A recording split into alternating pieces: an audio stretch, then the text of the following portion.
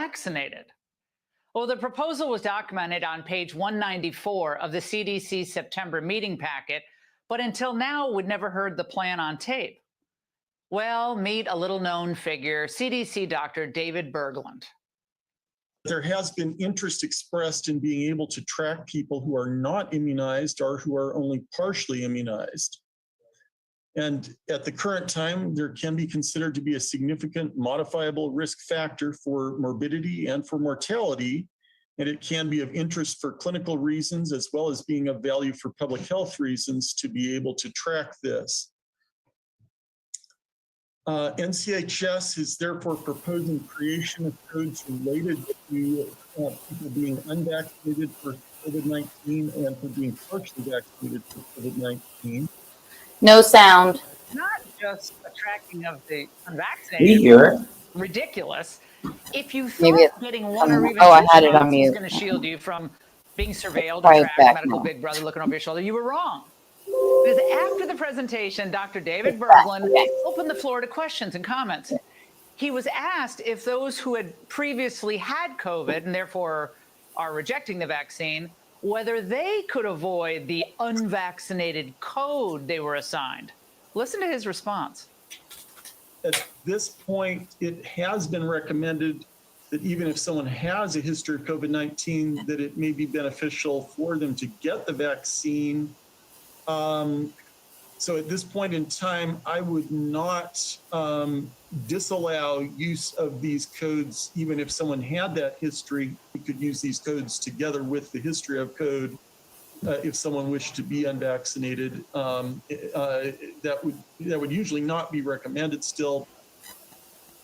Now, this was just a plan back in September of 2021, but boy, did they move fast. I know my mic is Codes were on, actually everyone. approved just 2 months later and went Thank into you. effect in April of 2022. Now, we reached out to the CDC to get a better understanding on how this works, why they're doing it, to allay any concerns over this tracking tool. Well, we're still awaiting the CDC's Hi, response. push-ups. We'll Hi, bring it Tex to you Patrick. when they get back to us. Wow. And those aren't the only public health control freaks Oh, who've been being unmasked. Ramango. Interesting new Wow. information emerged this week about another meeting. Just 1 month My after the mouth one is we less just crooked discussed, than it used to this be. time among government experts on the topic of natural immunity. In October 2021, 4 of the highest-ranking U.S. health officials, including Fauci, met in secret to discuss whether or not naturally immune people should be exempt from getting COVID-19 vaccines.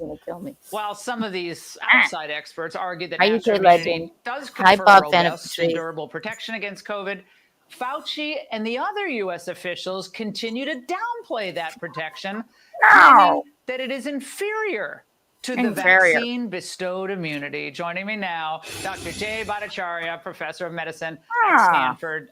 Dr. B, in the end, this could end up being one of the most consequential meetings of our COVID response. Yeah. And of course, the public knew nothing about this. Your reaction tonight? You had basically a small cabal of government-affiliated scientists making a decision about a scientific point, and they got the science wrong. They basically said that if you'd had COVID and recovered, well, that didn't matter. You only had short-lasting protection. I don't know what they were thinking. Okay? The reason it matters, Laura, is because at the time there were vaccine mandates that the Biden administration had recommended. Sorry. There you go. Guys, it's Monday, and look, we're not going to be talking about COVID today. That was just a little thing. Hey, Don, we're not talking about COVID. We're not talking about COVID. We're not even really drinking. Larry's not here. We're just catching up with a bunch of old friends. And I put this, I got to tell you, you get tired of being right about stuff. And like, I've said this before as well. By the way, happy Monday. I'm used to being good at what I do. I like being good at what I do. Boy, oh boy, am I good. You have a coffee. You'll love it. I'm used to, and by the way, Larry is on assignment today. As he told you last week, he's in the Poconos with his gal. Life is going well for him. He's going to stop by in a little bit. But for now, just so much to catch up on. Like, I'm used to being good at what I do, and I'm good at what I do because I enjoy what I do. And when I'm not enjoying what I do, you know what I'm not? Tell them what I'm not, mate. Oh, I'm getting on a train, and I with my pan-fried coffee, and I take one sip. What was the question? I don't even remember. I said I'm used to being good at what I do, and I'm good at what I do because I enjoy, because I'm always enjoying what I do. But when I'm not good at what I do, it's because why? COVID. Not COVID. They stole so much from me. Yeah, because I'm not enjoying what I do. Now, don't get me wrong. I enjoy being right. And I'm done with it. I'm done saying I'm an idiot and I get this. No, I'm pretty CLEVER smart. And I'm tired of saying I'm not just to make fucking stupid people feel better.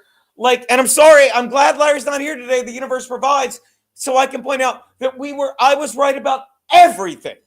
Everything. Every fucking thing about that piece of shit, Nick Rekeita, who, God, by the way, responded to one of my tweets. And Keanu, sorry if we started late. Remember, I trashed the apartment when I tweeted him, this aged well, when he literally, all he does is open his stupid fucking mouth to try and, next time you open your mouth, Nick, just say this, man, did I fuck up. Man, did I fuck up. Man, I'm a spoiled trust fund fuck. And then when I stood on my own 2 feet and made a ridiculous amount of money, rather than patting myself on the back and enjoying my life, I said, I don't want this life anymore. I don't want 5 kids. I don't want this wife. I want to fuck other women. Good for you. It's almost as if it's funny. He spends so much time on the internet. Too much for someone with 5 children, wouldn't you say? Now, you know what's hilarious? You know who did say that? And they'll give us shit, and we had our ups and downs. You know who did say that? You know who did say, man, I fucked up, blah, blah. And don't get me wrong, Steel Toe, who we're talking about, said it in the most, I'm like, why are you enjoying this so much? But whatever, because he click, monetized it, and God bless him. God bless him. But I said this a year ago or whatever. It seems like I said, at least he's on his way back. I said these other three fucks in rotating order, but Nick was always at the top. Oh, He remains at the top. But Keanu, say it now, you'll feel better. Who was dead spot on about April? Say it. Yeah. Okay. Say it. Eugene. Right. Me. And I said, no one's doing that stupid cunt, and she remains a stupid cunt, any favors by saying she's just 30. Get a fucking job. You're just 30. Fucking earn your fucking keep. No, I just want, and I'll say it again. Kayla only did one thing. That fucking cunt betrayed all 5 of her children by going along with the revenge porn, which, by the way, Keanu, help me out here. When's our appearance? I don't know. Now, I check the mail. I go downstairs every single day and I check the mail and I go, oh boy, this is it. This is going to be it. I can't wait. I can't wait. Right. And I can't. Never came. I can't. Right. And then Smartass says, I'll do her a favor. Yeah. And then it's like, oh, well, no. And then Kayla with the, I fucking hate Kayla. This thing does it. Kayla with the fucking revenge porn shit. She just had to say, I don't want to involve my children in this. But this is why Patrick Melton remains a fat, stupid idiot that does everything for clicks. And sorry, Patrick Melton does, those 2 stupid cunts do, Muttering John, everyone that's responding to me having such a fun victory lap that are keep saying, this is a different case. Yeah, it's a different case. Yes, Nick finally fucking getting called out for all the shit he did. He had to take a plea deal because fucking we weren't doing anything. They laughed in his face. They're like, these guys aren't on your side. I could show tweet after tweet, and I'm tempted to, on the page of him being like, well, it's just a fucking 20-page tweet quote. Tweet cope. That's all you do. Then he does 4.5 hours, and he goes, here's the thing about, you're fucking pathetic, Nick. Wake up. Here's the thing about drugs. If I buy 8 bags of drugs, and I'm paraphrasing, and I do all 8 bags, then I don't get arrested. But if I buy 8 bags of drugs and leave them there because I'm so responsible and I didn't want to do them, and you don't know if the kids and the guns, well, then I can get arrested. You got arrested. Hold on. I gotta, honey, did we install? Someone is at the door. Did we install a doorbell? Yeah. Is somebody here? Could somebody possibly be here? You better let him in before he battering rams the door down. Well, don't worry. I've got body cam footage. Come on in. Come on in. It might take him a minute to get his mouth take your time. situated.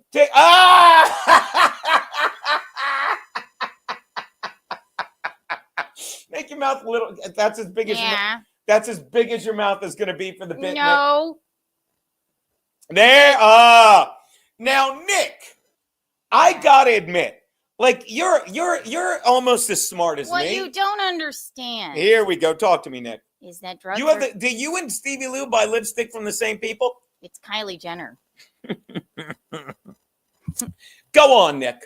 It's called Cocaine by Kylie. Your mouth. You should make your face a little smaller. Listen to me. I had. There you go. God, the nose doesn't help. Now, let me ask you something, Nick. Remember how you tweeted my favorite? I couldn't even find it because every time I searched your stupid fucking coke page, every time did you say cocaine? What's that? Did you say cocaine? I said coke. Oh, coke. Every time I searched your stupid fucking page for my name, 800 other things came up. I was looking for but I guess you didn't tag me because you were being clever. Remember when you're like, I can't wait to get the gang back together? Yeah. And what did you tweet? I said, I can't wait to get the gang back together. Right. And I thought we'd all be in Minnesota in court together. Because you had all these subpoenas because you're so fucking smart. You're so smart looking at 30. And by the way, 30 days, but it's only on weekends. I heard, and I don't care. I don't care because Not you know if where I'm a good boy. You know where I'll be on weekends? Wherever the fuck I want. You know where I'll be this weekend? Me and Keanu are headlining a show in Pennsylvania on Saturday, and then Sunday night we're at the Secret Show at Dangerfields. That's where I'll be this weekend, and that's where I want to be. And that circles back to why the shows are going to be so good, because I'm really good at what I do, and I'm really getting back to stand-up. And let me tell you this, the state of stand-up fucking needs me. Hey, I Geno. watch the shit that goes on. Hold on, Nick, and then you can fucking. I apologize, buddy, because we know you're a lawyer and you're so CAT smart. And the state of stand up, it fucking needs me because I've had it with people that have nothing to fucking say other than what people think they want to hear. The state needs me, am I right, to serve time in jail? Yeah. Oh well, and here's the thing: you said you were going to get the subpoenas because you're so smart, and I believe Keanu and Geno had a lawyer on. Right? We had a lawyer on. He was a judge. Excuse me. Thank you so much. Our judge. I watched the whole thing, and it was a judge. His name was Judge Herb Dodell. Yes. Now, do you recall the 2 words Judge Herb Dodell used to describe this? Nothing burger. A nothing burger. Now, I think he did that to get Melton's attention because he's a fat fucking nobody. And by the way, if you're following Melton Sweets, he knows stuff that's going on in comedy. Maybe he is a comedian because that's the funniest thing he's ever said. Because when I'm doing shows at fucking Dangerfields, I'll call it that. When I'm doing shows at the comic strip, when I'm doing shows with comedians, they're like, who? Well, I'm doing this now. You have to do this. This is all you're good at, clickbait and lies. And Nick, you were doing so well, but you couldn't fucking accept the life. You couldn't accept the life or walk away from it. You tried to do all this shit. And now you're like, well, you know, here's a 4.5-hour stream when I need to know when me and Keanu have to appear because we're just stupid idiots, as you said. And we said we wouldn't have to. What do you think about that, Nick? You tuned into my stream? I couldn't. I looked at it. It said 4.5 hours and I just went, oh, Christ. Eugene? Yes. What's it like making people laugh? It's the greatest feeling in the world. One time I tried to tell a Denny's joke and everybody made fun of me. Well, look, Nick, I'll even give you credit for making people laugh because here's what led to all this, and you probably forget in your fucking web of bullshit lies. Is Stevie Lou around? No, Stevie Lou, I spent Saturday night. God, I'd love some drugs right now. Although I want to thank Stevie Lou, we were driving back from another one of our gigs this weekend in lovely Pennsylvania. The Friday night's gig was amazing. And they put us up in this log cabin in the woods. I got credit for, taking my wife to a nice Airbnb, and I had nothing to do with it, but I'll take complete credit. And Saturday night, we're like, should we get a hotel or just drive back? I'm like, let's drive back. And we got to drive back 2 hours watching Kevin Brennan just tell Stevie Lou he sucked. Geno? Yes. What is it, Nick? What's it like to be able to leave the state? It's fantastic. It's a lot of fun. Got a lot. In fact, they're letting me go to Hackamania because that's important. Well, please, that's all you're really good at. But here's the thing. We will be we're going to Minnesota in July. I'm working on an Alaska gig in August. I'm going to LA in a month. We got stuff going on. So I go wherever I want. And don't get me wrong, you're a lawyer with all this money, and I'm sure you're happy. I don't know if I can practice law anymore. So you took that guy's advice and pinched your nose, Yes, Nick? I did. Nope, I don't know what you're talking about. By the way, this is what I don't get. Oh, Stevie Lou is here. Can I please have some drugs? What about me texting you in the middle of the night on Friday? How did I skip that? You retweeted it. I think I liked it and retweeted it. Stevie, thank you. What's the big deal? Stevie, do me a favor. What's going on? We see your nose. Sorry. Stevie, this is how remarkably unfunny you are. The deviated septum. And Stevie, Stevie, I'm going to try and help you because I said it last time. The Dabbleverse breaks people. I said it again. You were really nice to me when my jaw got broken. I didn't cry. You didn't hold ice on my face, but you said, give him some ice. And you insisted I go but you want to change that story because you need fucking attention or whatever, rather than just fucking, you're like Nick. You sell drugs. You're fucking. No. I do drugs and buy them from people like Stevie. Or I did formerly. Stevie Lou is so fucking dumb. He thinks like, oh, I put his tweet up and this will ruin him in the Dabbleverse. I don't like the Dabbleverse. I like my fans. My fans are great for putting up with this, but this is, I'm talking about the Dabbleverse, but I'm once again talking about how I'm right and you need to listen to me. That's why we opened up with the COVID thing. That's why. Oh, the COVID's never gone away. It's become an integral part of who I am and what I'm doing, and I love it. But Nick, you will forever be the guy that fucking got yourself arrested for not fucking. You can't take yes for an answer. Fucking, you can't fucking accept the fact like, oh, maybe I should just fucking admit that I fucked up like Aaron did, however bumpy the ride, and get to where you are. You're like, nope. So what you tried to do was fucking discredit Aaron by dragging me and fucking Keanu, who walked away scot-free from it. Not that we wouldn't. And you really fucked over the two women you pretend to care about. Because you don't. And they're both getting fucked over by you. And God, your kids are in for a fun fucking life. A fun fucking ride. Fucking any money you make is going to therapy. I keep forgetting you're here, Nick. Go on, buddy. I don't spend much time with my children. I don't really know how they feel. Yeah, well. But do you have any whippets? I don't even. No, you'd have to go to your girl April for whippets. She called my wife on our wedding night. I don't know if that's the night she was doing whippets and stuff, but she's just a stupid bitch. Isn't she like 20 minutes from you? Trying to think who said that's all she's holding out for. No. Trying to think who said that. What you don't understand is that polyamory is next to godliness. Well, whatever it is, you're next to another cellmate every weekend, apparently. Don't even care. But my point is, when you responded to my tweet saying this age well, saying do another 4.5 hour cope stream, and you replied. Coke stream? That sounds like fun. I said cope with a P. Sorry. It's quite all right. I got confused. You replied, that's one more. I believe you said that's one more than anyone watches your stream. So I want to thank all 5.5 people that are here. I want to thank them. And here's the thing, like I wake up every day without a fucking care in the fucking world. Maybe I should care more, but I don't. But you know what the important thing is on this lovely Easter Monday? Blow.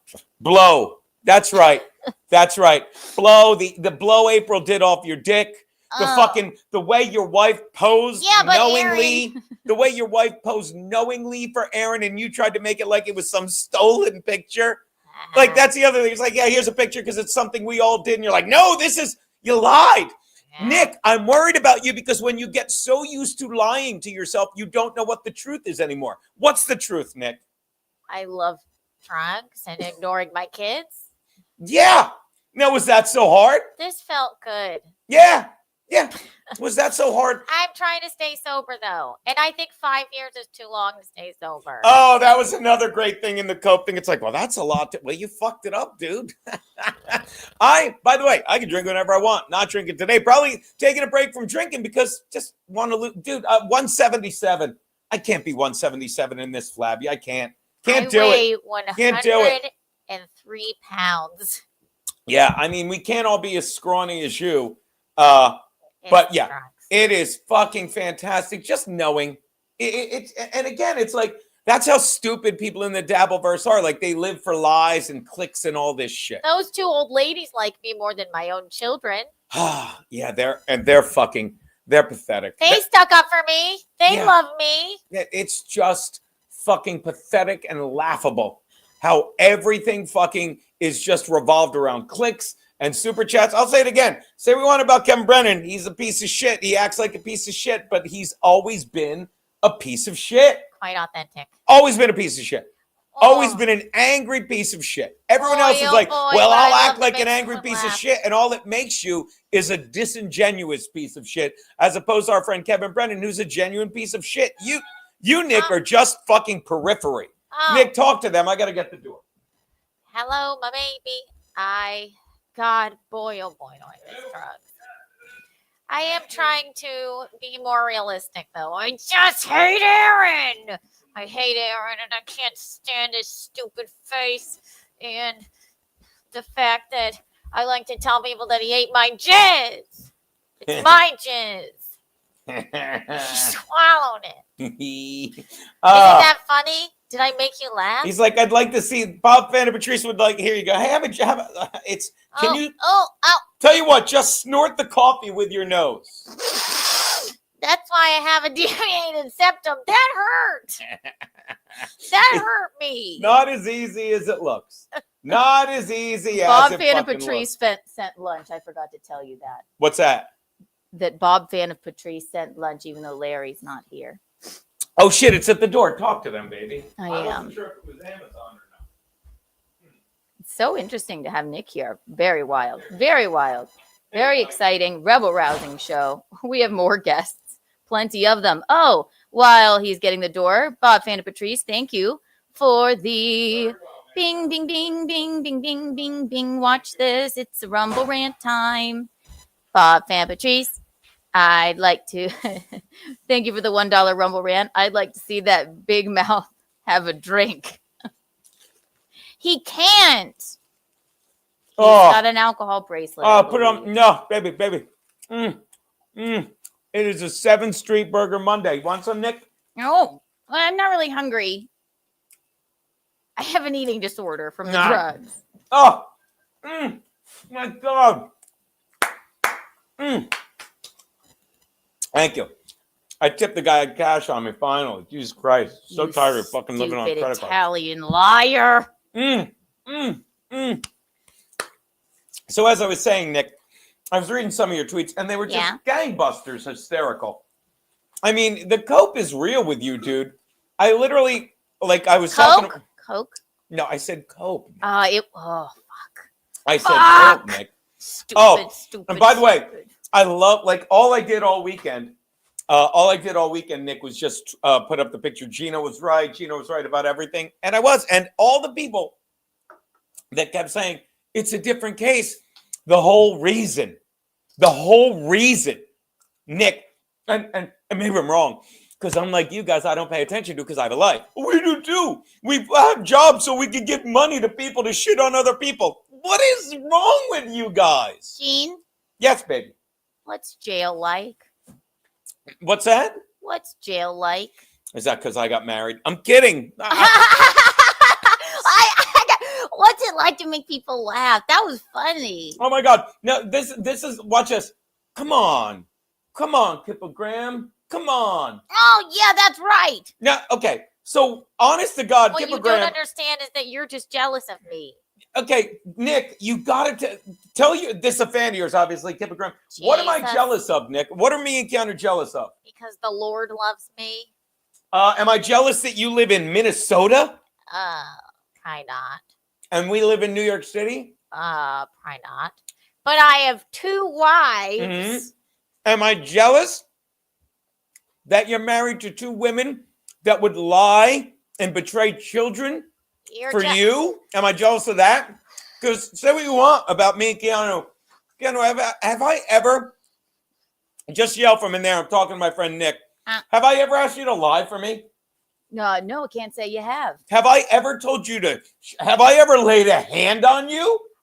Definitely not. Have I ever asked you to lie and shit on someone else and say I hit you so you could fucking manipulate them? That's quite specific, but no.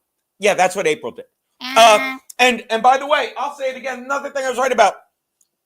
I can't stress enough that when I said, if she fucking doesn't realize this is her bottom, and let the record show the fact that where she's living proves she didn't, I said she wasn't hit hard enough, meaning she was never hit at all. Now, you can translate that any way you want. And let me tell you something. If you took that as a sign to hit a woman and you did, good for you. Enjoy prison, you fucking idiot. But I'll say it again. I was right. She was never fucking physically abused, but she wanted fucking attention. She recanted, and you can say all this shit you want about my wife championing all women. That's between her and fucking other fake avatars. But no one, I'll say it again, Nick, unlike your stupid fucking cunt wife, unlike your cunt concubine, unlike all of them, fucking, we just live normal lives and we're good to people. Oh, you were really mean on YouTube or Twitter. What?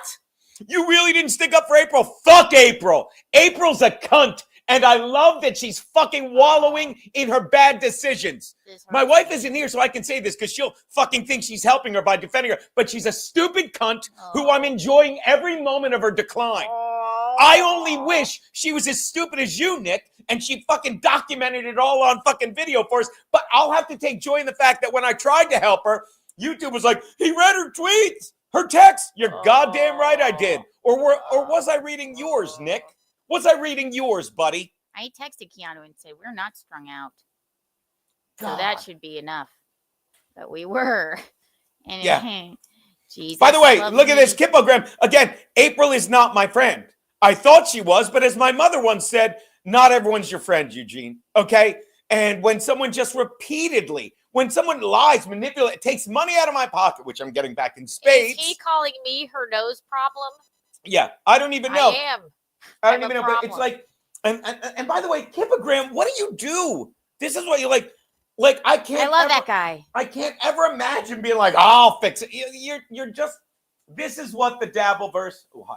I was getting my burger. It slid away. It's what it does to people. So Nick, how are those 2 dopey cunts of yours? They love me. Mm-hmm. Where are my kids? Shouldn't they be in your house? I don't know if they are or not. Do you? I mean, where are you? The priest told the government about my drug use. Oh, it's so good. Why did he involve the government?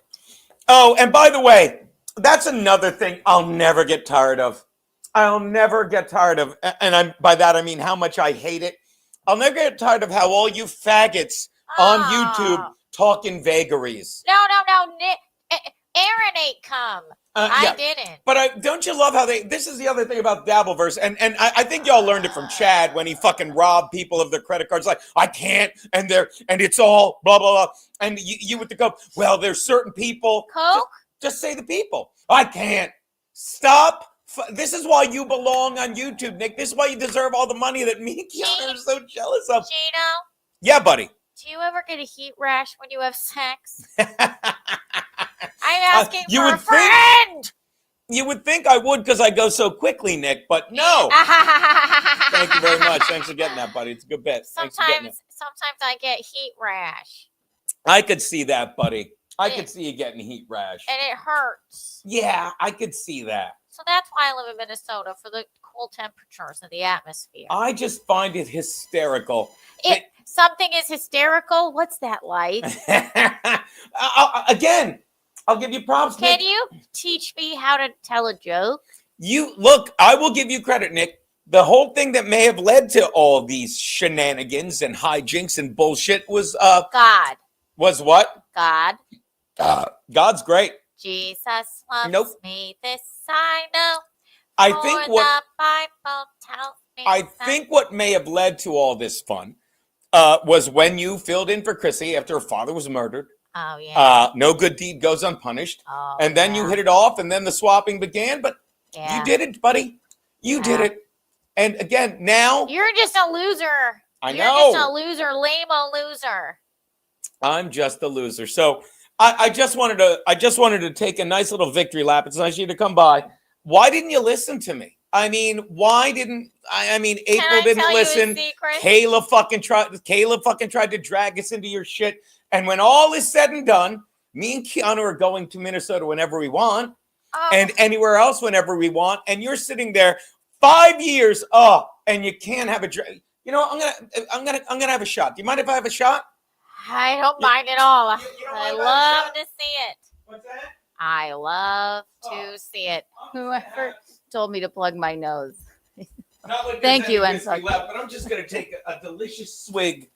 What's that like? I'm gonna take a delicious swig. Ooh, you want some? You want some? Yes, I do. I shouldn't have it though. The children.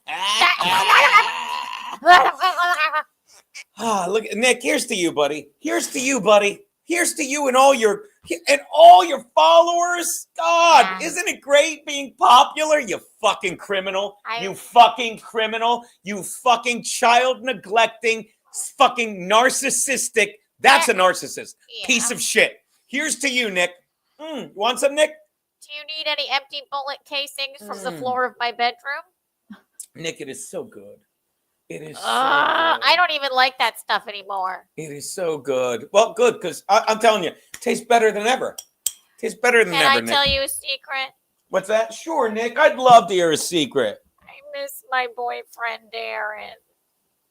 Yeah, well, and that's the other. Like, look, you all fucked up, and you can say what you want about Aaron. Like, isn't it funny looking back?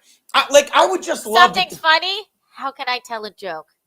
What's that? Something's funny. How do you do it? I don't know. Why don't you? You know everything, Nick. Something about Denny's. Yada da da da. Gotta go. I see Larry's here. Can I come back later? Larry Bay is here. I love it. Perfect I'll be timing. back. Bye bye. Bye.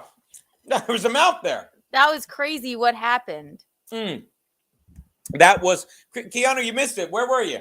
Pooping. Pooping. Because look who's here. Devil! Look, I'm wearing your The driving devil! school shirt. 6. Look, I'm wearing your shirt. Such a good girl. Petunia. Guest is here. Now we can. That timed out perfectly. Now we can start a little thing we like to call Bay of Larry Monday. Everyone, BLM, ladies and gentlemen. How are you, my man? Yo, that was the funniest line. You said, Keanu, where were you? Pooping. I was. That's where she was, buddy. That's how she do. That's how she do, yo. She's like that mouse that comes in the house. No, it's wild. Geno. By the way, yeah, I gotta fucking do this. How's your Geno. vacation? What's that, buddy? Geno and Keanu. Mm-hmm. No one puts Larry in the corner. No. Geno and Keanu. Larry's in the corner. I'm gonna do this. Yeah, this I like. There you go. Oh, look at that. That's cute. Larry, welcome back, buddy. What do you got? Strawberries there? Yeah, baby. Oh my God, feeding them to my girl. Now, Larry, how was your weekend, buddy? Weekend was phenomenal. I had to address. You know what? I hate addressing things that brings the nigga out in me, and I had to do that because one of the people that came to the secret show that we put on stage one time, and she did horrible. However, but it wasn't Kristen Carney. She just had a meltdown that day. But it was one of the girls that did horrible. She said, "Can I get on the next show?" Because and I said, "Okay, yeah, you know me. I always say, come down. I'll share my time with you, Sure. but I don't book the show." Now, to me, that is the truth, and that's what I do. I don't book the show, but I'll say, "Yo, I like you as a human being. Come on down, hang out with us or whatever, and I'll throw you up." But this is one of those people, and you know the person. I know. We know. I think we know who you're talking about. Yeah. And so what Jim, happens? do you not understand who he's talking about? You definitely know her, Geno. Yeah. What? She didn't do the show though. The first time. She did? I don't know, Gene. I don't either. I think I know Larry. Yeah. Yeah, I know you know Keanu, and I know you know her, Geno, because all you have to do is think of the women that's been on the show. But this one, it wasn't memorable, obviously. And I've known her for years. Matter of fact, you and I did a show at her house, Geno. Enough said. See, not. Okay, it's not that then. All right. Anyway, proceed. Go on. So the thing is that so you know how you get these long DMs in your DM and all like that. Yeah. And, I mean the ones you can tell that they thought about it, read over it, edited it, and everything like that, trying to tell me how, you know, they're not stupid, don't play them stupid or whatever like that. And I'm like, wait a minute. Trust me, I'm not, but I'm dealing with something bigger than you getting stage time at the Secret Show. However, I don't book it. Matt books it because the agreement that Matt and I came to, because, you know, Matt's a busy person. I'm a busy person because we just. I'm not a busy person. Yeah, and so I said, well, you know, Matt, you handle it, because Matt's like, you know, sometimes I'll book too many people on the show. It'd be like, let's get loud. Right. And you know, I have that propensity to just bring everybody in because it's like, listen. We like to party. It's a fun atmosphere. Right. To me, it's more of a party. And so, so what I said was, so she's like, I'm not stupid. I'm not. See, now I'm getting a look, because I always give people like the rule of three. First, when I say something, you always hear me laughing. I know it's not me, or whatever like that. The second time, I'll say it a little bit stern. Oh, that yelling for 30. I love it, Lone Wolf. So 104 on Rumble. No, but do you understand? Like, sorry to interrupt you, Larry. Hey, Lone Wolf, because look, Larry, you know, monetizing your haters sells. Somebody tweeted that, and I just spent the weekend. You saw, like, just talking about how I was right about Nick Rekeita's a piece of shit. April's a stupid cunt who's just fucking getting herself in trouble, and she is. Kayla's a terrible fucking mother, and they're like, no, this is a different. And everything they tried to drag me and Keanu went to shit. And then Nick had to take a deal that puts him in jail for a fucking month, even if it's on weekends. And so I spent a lot of time this weekend just posting fucking pictures saying I was right. I kept putting, Larry, I'm going to put this one up just because I love it. Look, Larry, I kept putting that up. You know what I mean? I kept putting that up. I like that. That one I like a whole lot.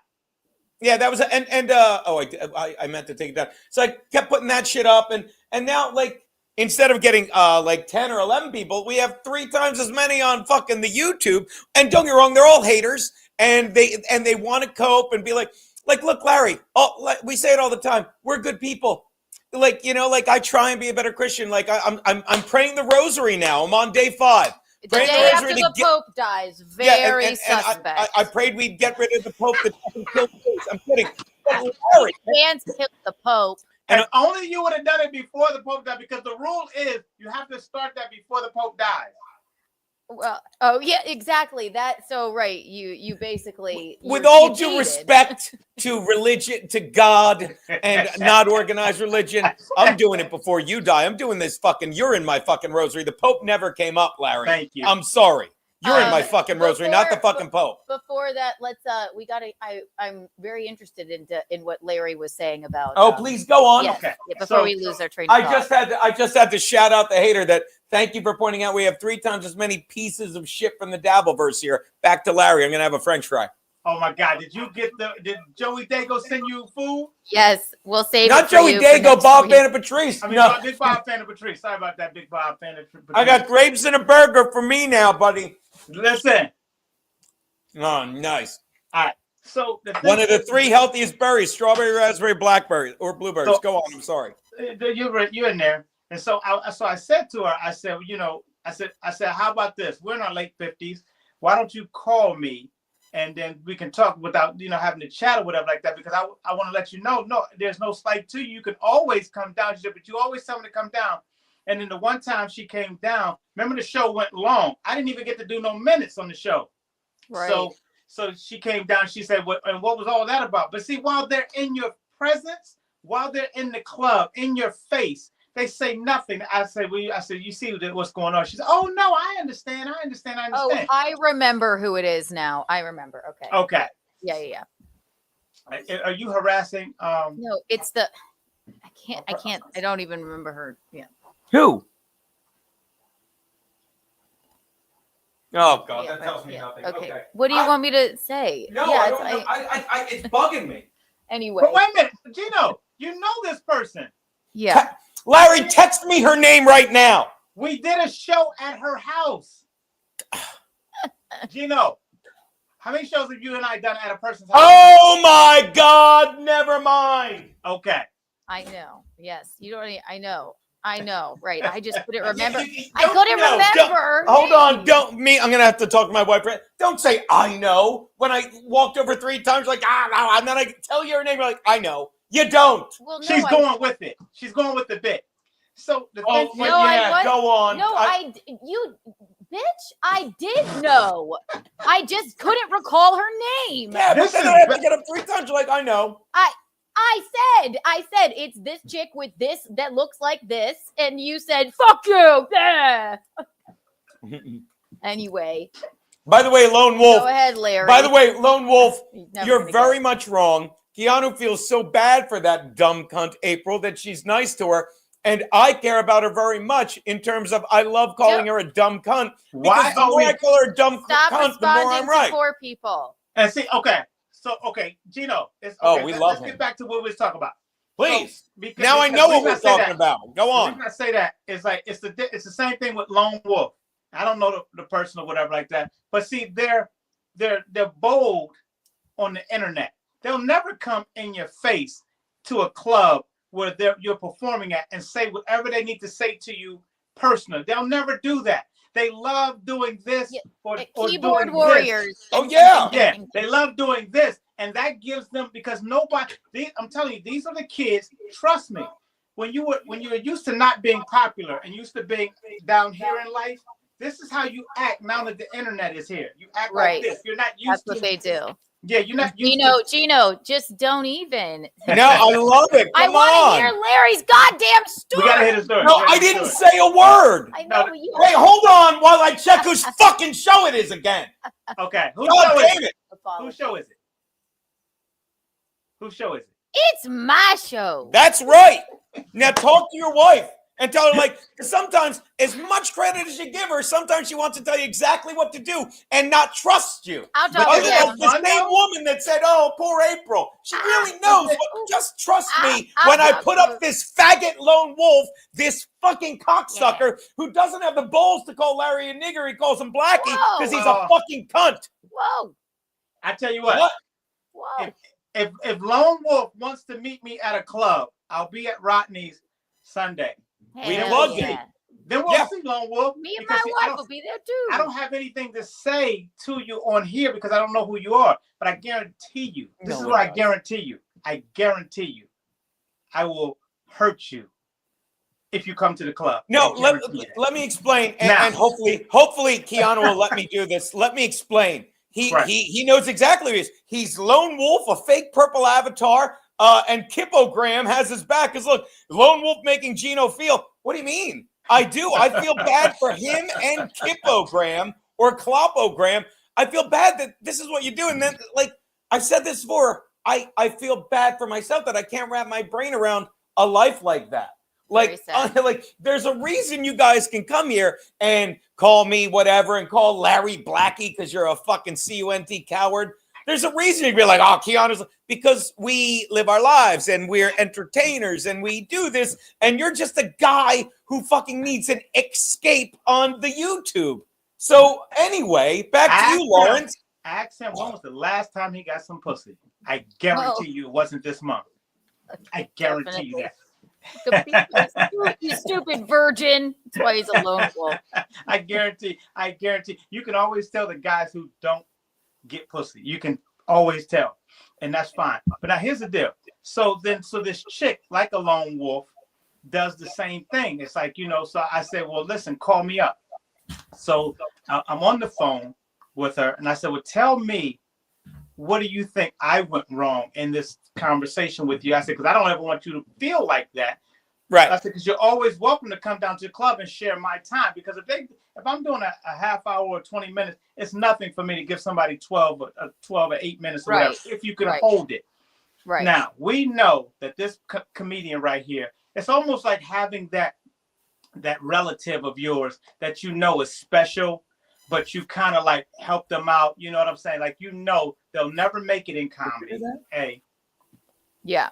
You'll never make it in comedy. They started too late and they have too many wide interests, and their material is just way back in the 90s or the 80s or whatever like that. But because you like their spirit, you never want to put somebody down and say you can't get better. And so that's because you know how the theater is. You just practice, just get the reps in, Larry, I don't want to crush their soul. You don't want to save them the time, because again, anyone, like, this is another thing that happened to the first girl we thought you were talking about, that just was like, got mad at me because like, hey, can you get me on this? No. And let me tell you something. I love that I can do Dangerfields. I do. I love, and I gave Larry props. I gave Larry props for putting me in a position to get myself in there. Do you understand? To get the reps in. And the other thing is, the thing I love about Dangerfields is it's like it's more New York Comedy Club refuse that wanted nothing to do with us because they're with the new model that's pushing the shitty state that comedy's in. And what is also shitty, and I'll get back to Larry, is what he's talking about. You're like, oh, just get me on this Dangerfield show. Why? You're not funny. Two, you think Dangerfields is going to get you seen? Like, none of the clubs really. You have to make your own fucking way. Fucking, like, there are people getting booked at comedy clubs because they have 8 billion followers on Instagram and they're not even fucking funny. But then, rather than take responsibility, they're like, well, Larry didn't put me on the show. What a piece of shit. Make your fucking way. I feel like the attitude should be like with that show. It's like, you know what? I'll go down. If I get up, I get up. If I don't, it's a party. It's fun. You know what I mean?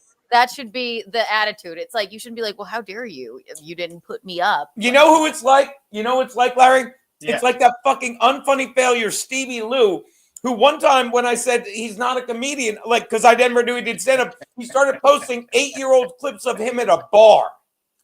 And now he does Kevin's show because he's there. And even Kevin goes, oh, Stevie. I sent you a picture of Kevin at the Secret Show. Remember I keep talking about that picture? I sent it to you, Keanu. Okay. I sent it to you, that beautiful smile he has. And that's what let me know. I was like, he is a good dude. His laugh is like heroin. Yeah, you feel good. He's a good dude. And so the thing, see, I don't engage in people like talking over. I love her. Go on. I don't engage. His name is Blackie. So I don't engage in internet stuff because I know that I'll let you win that. I'll let you win that internet argument because that's your realm. That's where your 5 minutes of fame is. That's where your thing is. So I'm like, I want you to win. But I know where you can't beat me at in real life and on that stage. No. I know that. Like, that's one thing that I absolutely know. So I go, we'll just wait and see what happens in real time, in real life, when we see each other face to face. There have been people that got mad at me because you were on the show, Geno, and said, well, if Geno's on the show, I'm not on the show. Well, then you're not on the show then, because Geno's on the show. And that's Bobby. That's Bobby Tambor, another guy who said this before. I'm a nice guy until I'm not a nice guy. And I was talking to someone last night about this, and I'm like, don't get yourself in trouble being like me. Don't get yourself in trouble because you're better at it, Larry. Don't get me wrong, you're a great guy like me. But then when someone fucks you over, rather than just being like, can't believe this guy fucked me over, I'm like, why the fuck are you fucking me over? And then they're like, oh, and by the way, like, if you don't understand how much I love shit like this, the guy that I just banned on YouTube, this is why I love this shit. And the programmer's like, now I'm on Rumble. I hope somebody snapped. Do you understand? I win because I banned you, and you're like, people up there, what I say. No one cares what you think. No one cares. Yeah, no one does. It's so funny. Look at this. Texan, maybe it will happen to me in July. No one cares. No one cares. So I say to this person on the phone when I call them, because I was at an oncology appointment when they text me back, and so I said, well, I said, I'm with the doctor right now. Let me finish, and then I'll call you in a second. So I called them back, and I was, hey, how you doing? Sorry for any misunderstanding that you had. Said, talk to me. Tell me what happened from your point of view, and then I'll know to avoid that. So he was like, I'm not stupid, Larry. I said, nobody said you're stupid. Nobody's playing you as stupid or whatever. I said, I just want to know what's going on. I'm very intelligent. Okay, let's get past that. Let's get past that beat and tell me what's going on with you. Well, you said, and Matt said, and Matt said I was funny, and then I told him to come, and then he won't book me, and then I love that bit. Go on. And then Larry, then what then, Larry? And then they take it way back to, well, 4 years ago, you offered me a position, but then you gave it to Aaliyah Janine, and Aaliyah Janine hurt my feelings when she said this to me, and I'm okay. We're going back 4 years. You're like, I just got out of an oncology appointment. Right. I do not have time for this. Are you serious? Are you serious? 4 years ago. 4 years ago. I do not have the bandwidth, lady. Right, and we're in our 50s. Like I'm almost 60. So the thing is, so you understand what I'm saying? Like, so you look at it and you go, wait a minute, what are we doing here, people? What are we playing at? If you want to come down, and as I kept saying, if you want to come down and do the show, I will share my minutes with you. I'm there. And then the person was saying, well, it's just if I see a pattern in a person or whatever, I said, okay, so what you're saying is you identify this pattern in me. I said, well, what I'm identifying a pattern in you is you're the victim of everything. Every single thing, you're the victim. And no shade on her. A lot of comedians are like this. They have like, it's just, you'd think that she would just show up again and then maybe she'll get up, you'll share your minutes with her. It's like, no shade on her. A lot of comedians have this like bizarre thing. It's they're not seeing, like, not everyone is thinking about them all the time. I watched the girl have a meltdown. Right. That took all of my time on stage, and I still did not complain. Still to this day, you don't hear me complaining about it because I understand her and what she was going through, and she's a friend of mine. So I was like, yo, having a meltdown. Yes. Have a meltdown. So, but the thing is that I'm chill with stage time because I'm booked at a lot of places. So this show right here is just fun. It's just a fun show. It's sort of like how Legion of Skanks are, or Comedians of the Compound was. It's just a fun thing for us to have it. So I was always like, so I ended up. I just print screened that just for shits and giggles. So funny. So then I went to that mode. Where I'm like, okay. Well, premeditation. Please come to Minnesota. Well, we're there July 25th and 26th. Faggot. Go on. So then I go, okay, now I got to be that person. Because, see, when you have a beautiful smile like I do. He does. He do. They call him beautiful smile in the streets. People think that you're a nice person, but they don't understand that that nice person can be flipped at an instant and go, okay, here's who I really am, and I'm sorry that I led with the other guy, because this is who I really am. And then their feelings get hurt, so I had to deal with that. So that was my weekend, dealing with that nonsense. And I still to this day, like I said, we was talking about the other guy, and I don't mention people's names because, I mean, come on, that's what they want you to do. But the other guy who doesn't want you on the show, I'm up here writing a script. I'm writing a script. I have a deadline in because Mazzilli told me to get the script back to him by a certain time to do whatever. So I'm writing the script, eggplant parmesan, Sure. So the thing is that I go, I'm doing that. But no, this person wants to call and talk to me and be like, yo, you promised me to be on the show. Yes, come on down to the show. Well, I can't be on the show if Geno's on the show, but then you can't be on the show because that's your choice. Because both of y'all could coexist on the show. Now, if you want to come down, do your minutes, and then leave, then that's fine. If it's just about you doing time. I am begging. By the way, everyone, he's talking about Bobby Tambora, who I'm begging him to put on the show so I can yell out the punchlines from his act. I have not seen him in over a year, and I guarantee he's doing the same joke. I'm begging you, clip this when you're done. By the way, and we'll get to how much fun the chat proves me right. Please put Bobby Tambora on the show. You can take me off the marquee and I can surprise him. But he's so fucking unfunny. And he's another guy that literally said, watch this, true or false? He literally said to you, I can't be on the show. I wore the Secret Shirt t-shirt. What a fucking dumb fuck. This is the state of comedy now. No one. What's that? No, I love it. Just because. I just said Watch this. Watch this. Was it sorry, I almost called you fucking Frankie. Larry, was it A, not Bobby Tambora, or B? So the thing is that this is what you have to deal with. Oh, that's a beautiful smile you got there, Geno. Oh, so the thing is that comedy is supposed to be fun. If you're not enjoying, Larry, I got to interrupt you. Look at this, Sweden, smart ass gets it. I got to get my clanger for you. Jeez, guys, go on, buddy. So comedy is supposed to be fun, and I always say like this: if you're not having fun doing stand-up comedy, then you're doing it wrong, and maybe you're in the wrong position, because this is supposed to be fun for them, and you're supposed to be having fun at the same time. But if you're not creating drama and all this other stuff at the clubs, and this person's on the show, I don't care who's on the show. I don't care. Listen, and I tend to try to stay even keel with a lot of people, but even if we don't fuck with each other, we're not cool with each other, I'm still gonna rock it. I'm still gonna go there because it's for the audience. These people see you, Geno, they see me, they see Matt, they see somebody else, and I'm like, that's not stand-up comedy. That's a lot of these what I call dick riders. That's a lot of these people who will never go to the next level. Think about it. A lot of y'all not gonna make it. A lot of y'all not gonna go to but that's not for me to say. But if you push me, then I'm gonna say that. Then I'm going just like that. Because the thing is that I feel like kindness is what humanity is, what you're supposed to lead with. But the minute somebody takes that kindness and humanity and like want to say something or whatever, that's like, okay, well then meet me down at the club. I tell you what, meet me over here, and then let's just see. Because see, I'm from the old school. Let's just see. Let's just see. I'm willing to roll the dice. Let's just see. Now, Fuck around and find out. Exactly, because I'm willing to do that.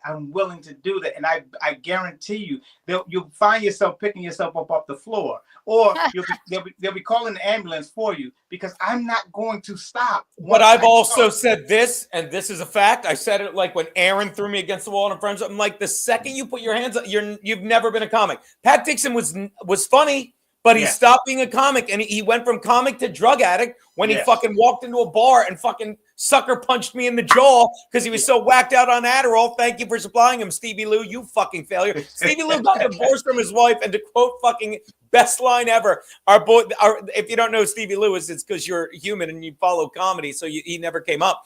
But he literally divorced his wife, who left him because he's a dope dealer and he hasn't done anything. He's like, no, I really got to sell more drugs during the lockdown. He did. His wife left him, and now he's fucking her again because she probably can't get laid either. No, I'm gonna tell you something. His wife is fine. I love that woman. Well, I don't care. Look, I don't know her. I don't care if she's fine or not. But when you say fine, do you mean Larry? Larry, do you mean that fucking Stevie Lou went up to her after their divorce? We're like, no one's gonna fuck either of us. We might as well get back together. And she said, fine. That makes sense. That makes sense, Larry.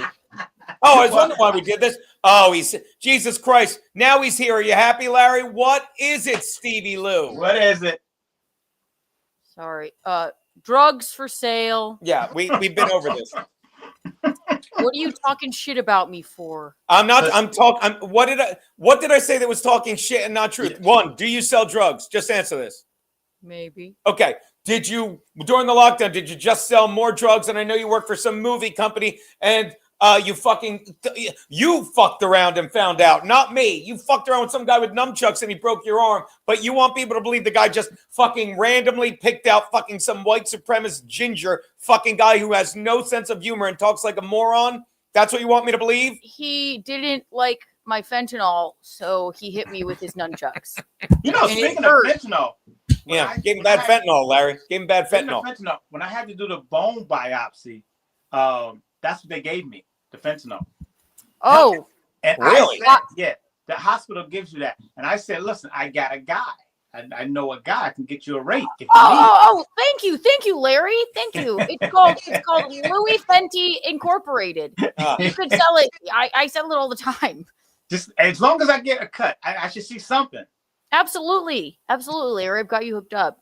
I just want to also point out that Geno is a loser and Keanu's a whore. There you go. Oh, okay. And all he was doing was I'm black. And you're black, Larry. I'm black. By the way, he was on like the 2-hour ride back from our gig in PA on Saturday night. Flew by. We're watching him on MLC, And everything he says, he's just, he's about to do an asshole joke with Keanu. Yeah, that was so funny. It made Kevin laugh. What do you say? It's like, oh, it's like you could get every and you could gotta go back and watch it yourself. Kevin just get Jesus. Ugh.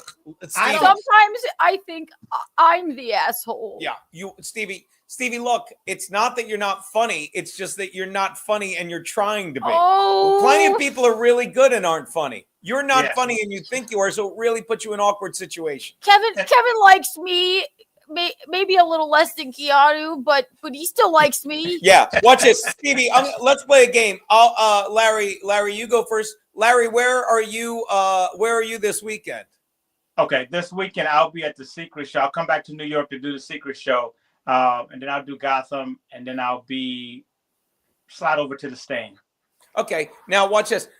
This weekend I'll be at Dangerfield Sunday night. Saturday night I'll be doing headlining a show in Pennsylvania. I'm going to be at Poncho's, fun little bar in LA on the 19th. I'm booking the rest of the week as we go. I will be in Minnesota with that fucking fake guy Kippogram who I screenshotted all his stuff, and I do hope he shows up fucking like I've never been hit before by a fucking insecure little cunt. I'll be there at the end of July. And in August, I'm working on Alaska. Now, Stevie Lou, tell us where you're going to be. Trying to win my wife back. Your ex-wife back, to be your wife again. My ex-wife back. And also selling drugs. Okay. So do you understand, there's nothing funny about you other than the fact that you think you're funny is hysterical. Stevie Lou's fentanyl. Come on, come on. I got a guy.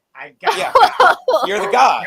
You're the guy. So again, the thing is that I love Kevin Brennan. Like I said, I'm friends with him and his brother Neil. I don't know if I'm friends with Kevin, but I know Neil better than I know Kevin. But I like Kevin better than I like Neil. So, I hear you. Yeah. Yeah, I mean, because Kevin is just a genuine human being, and whatever he says, that's real. Like whatever he says is not the problem. That's him, what he thinks. And sometimes he's a comedian, and he's a person that gives it to you like that. I love people like that because at least I don't have to worry about what the person thinks about you. But there's some people that they'll dick ride him, and the thing is that I think that they believe that they're elevated their status since they'll do that. And just because you put a microphone in somebody's face, that don't make them an entertainer. That don't make them part of the industry. Anybody can go down to any store, get them some equipment and sit in front of it and then talk. If nobody cares, nobody cares. And that's what I try to say to you. I try to lead with humanity. Come on down to the club. Get out of your apartment. Come on down to the club. Talk to the people live. Make them laugh. What did I just leave, Geno? I was in Pittsburgh doing comedy. And then I'm going to go over there to Detroit to do comedy. So the thing is that, and then I'll be back out in LA and then San Francisco. So the thing is, it's not about how many gigs you do. It's about how many people you affect when you do it. So because that has a ripple effect, and hopefully, that ties into what I'm saying. I'm going to jump in here and interrupt you. Perfectly put. We did 2 shows this weekend. Friday night sold out. Saturday night, not going to lie to you, Fire Hall, where they had some drama. The previous fire chief. A year earlier had embezzled money. He was immediately fired, but it got into the news cycle, the local news cycle of Bath, PA. So it was half full lift bat, right? And the fire chief is so he comes up, he's like, I'm so embarrassed. And it's me and fucking crew. Like, don't be embarrassed. This is great. I went an hour, and it's like the people and I said to them what you alluded to. It's like those people, I said, congratulate yourself. For coming out and laughing in a room full of strangers, leaving your home when this is what YouTube loves. This every fucking faggot on YouTube that I love that they subscribe, because you have to subscribe, leave a comment. And I went and made it 10 minutes. I want to say I'm hoping someone will wait 10 minutes to come back and subscribe just so they could sit there 10 minutes to say you're gay. But the point is, these people are what you're talking about. I'll just get a computer and I'll be popular in the YouTube chat. What's that, Larry? What do you mean, these people? Those, not you people, those people. But this is the nature. Not the blackies. Oh, God, that guy who's coming in Minnesota, just premeditated. Oh, we'll never have to work again. Make it count, you little bitch, because I know you're rich. I know you're rich. I couldn't sue Pat Dixon. I didn't sue the bar like I should have. Go on. And so, Right? Did we get any Rumble rants? I didn't see it. That's great. Go on. I've been looking for a way to crowbar it in. Here we go. Thank you, baby. 1, 2, and 3. Mr. White 666 gifted 1 subscription to Geno Bisconti. Thank you so much. By the way, Mr. White, thank you. I just realized he's the one that gave us the in hot water license plate, which fell behind this bookcase over the weekend. I have to get it and put it back up because I love that thing. Sorry, go on. Fan of Patrice. Thank you for the $1 Rumble Rant. Fuck, Mary, kill Nick's nose, beard, or mouth. Oh, so funny. Kill them all 3 times. I would marry his beard because it's probably got so much residual. You'd marry Aaron? No, well, that doesn't make sense. It says fuck, Mary, kill Nick's nose. Beard would be the woman. Oh no, Yeah. well. I would marry his beard if it's Aaron, but I would marry his beard because it's got the cocaine. I'd fuck his nose because it's slightly tighter than his mouth, and then I'd kill his mouth so he couldn't. And so I suppose Kayla is his beard. Yeah, or April. Kayla, that dumb bitch. April, that stupid cunt. who are these people? No one knows. Exactly. Again, I was doing a podcast. I think it airs soon. Name that band. I forget. God forgive me because I love the 2 guys I do it with, Sean Morton and Jeffrey Paul. And Sean Morton, I love him. Yeah, and Jeffrey Paul brought it up to the. He's like, he goes to Sean. Do you know what the Dabble verse is? He goes, I have no idea. And I looked at him like, I hate you. I'm so jealous of you. You're so lucky. You know, to explain what it is to any rational or sane person that doesn't have any idea. It's like I'm trying to explain how to go to space to Katy Perry. Yeah. She doesn't know. She doesn't need to know. But it's the exact same thing. People are like, "What the fuck are you talking about?" Right? Here you go, Gene. Bob Patrice. What's that? Oh, Bob. Joey Dago is a great guy, Larry, but damn, who loves you? Because you said Joey Dago sent the food. It's always BFO pizzle. Joey Dago was on my mind because I hadn't seen him in a while, and I was going to bring it up. But you were right, Bob, fan of Patrice. You were right. See, and that's the thing. See, okay, think about it like this. Bob, fan of Patrice, takes care of us. Nobody disputes that. He takes very good care of us. When I made the mistake, he wasn't all over it, butthurt, all mad and everything like that. He just brought it to my attention and we can move on. But these people in comedy, you make one little mistake. You tell them that they can be booked and come down and you don't answer the phone. All of a sudden, it's a hanging offense. When did it become a hanging offense to make a mistake? And that's what I'm saying. You allow that. And see, San Francisco trained me for that because every person in San Francisco, they rush to be the victim. Oh, my goodness. Every person out there, it's like, you offended me. No, you offended me. No, you offended me while I was offending you. And I know you're angry. I'm angry. And so anytime San Francisco is brought up, you know I'm gonna play. By the way, shout out to Keanu if I may defend you. No, final boss. Keanu's not running the chat. I'm fucking banning the people for shits and giggles. So you have to wait 10 minutes to come back if you make a new sub. You either have to wait 10 minutes to come back if you make a new sub to shit on me, or you have to sub to the Rumble page. So now when I ban you, like I'm about to be like, well, I'm not coming back. Right. Good, don't. You're gay. Why would I ban you? I wasn't banning anyone. We wouldn't ban you. See, because remember, Geno told you in the beginning, it's his show. We don't run the controls like banning people. No, I'm soundboard Kiki in the streets. I'm all about the sounds. And I'm that good smile in the street. Exactly. There you go. Beautiful Bye, smile buddy. in the street. Bye, final boss. Here you go, Gene. Texan Patrick P. Thank you for the $2 Rumble Rant. Texas P. I don't like Ginzos, darkies, or lefty chicks. Jesus. JK, y'all rock. Thanks for your service, Larry and Geno. I guess Keanu too, though I like 6 better. Well, how dare you? Enjoy the band. That's crossing the line right there. That is crossing the line. You like 6 better than us? That's so rude. Come on, that is rude. I everything else you said, I loved it, but that line right there, we're gonna have to talk. We're gonna have to talk. We got 2 more. Let's read them, right, Gene? Only 2? That's me. Know, that was e-begging. Sorry, go on. Yes, thank you so much, guys. Go on. Somebody said, Larry, put your pants on, please. Jay Ham Stoneface. I think they think you're on the toilet. His pants are on. He's wearing khakis. Yeah. I was the one that was pooping while Nick Rekeita was here, not Larry. Yeah. Bob Santa Patrice, thank you for the $1 Rumble rant. Planning on going to Rodney's on Sunday. Dying to see you guys. Yay! Yes, BMO Fizzle. And Fucking it's like, cannot wait. it's like He was a lot of drinking with these our guys, boys fucking this past weekend. Well, they come up every year for the fucking Bill Burr show. But yeah, and that's like even the guys that I'm banning and making fun of, it ties back into what you said. They're like remember it's like, hey, I want to go out and hang out with the guys. Like I want to go I was listening to Anthony this past yesterday, although I'll be the first to admit, like I didn't. It's the first time I missed listening to the entire show. But he had Nick DiPaolo on, right? And Larry, I'll send you the clip. It's a 10-minute clip, and I wish because he was talking. It was like Anthony was talking to me and you. It's like he was talking about the comics table. He was talking about how great it was. You know what I mean? And like just how the comics hung out and talked, and that's what we wanted to do. And that's dead. I don't know what's that, baby? No, that was just it was a really interesting conversation. Yeah.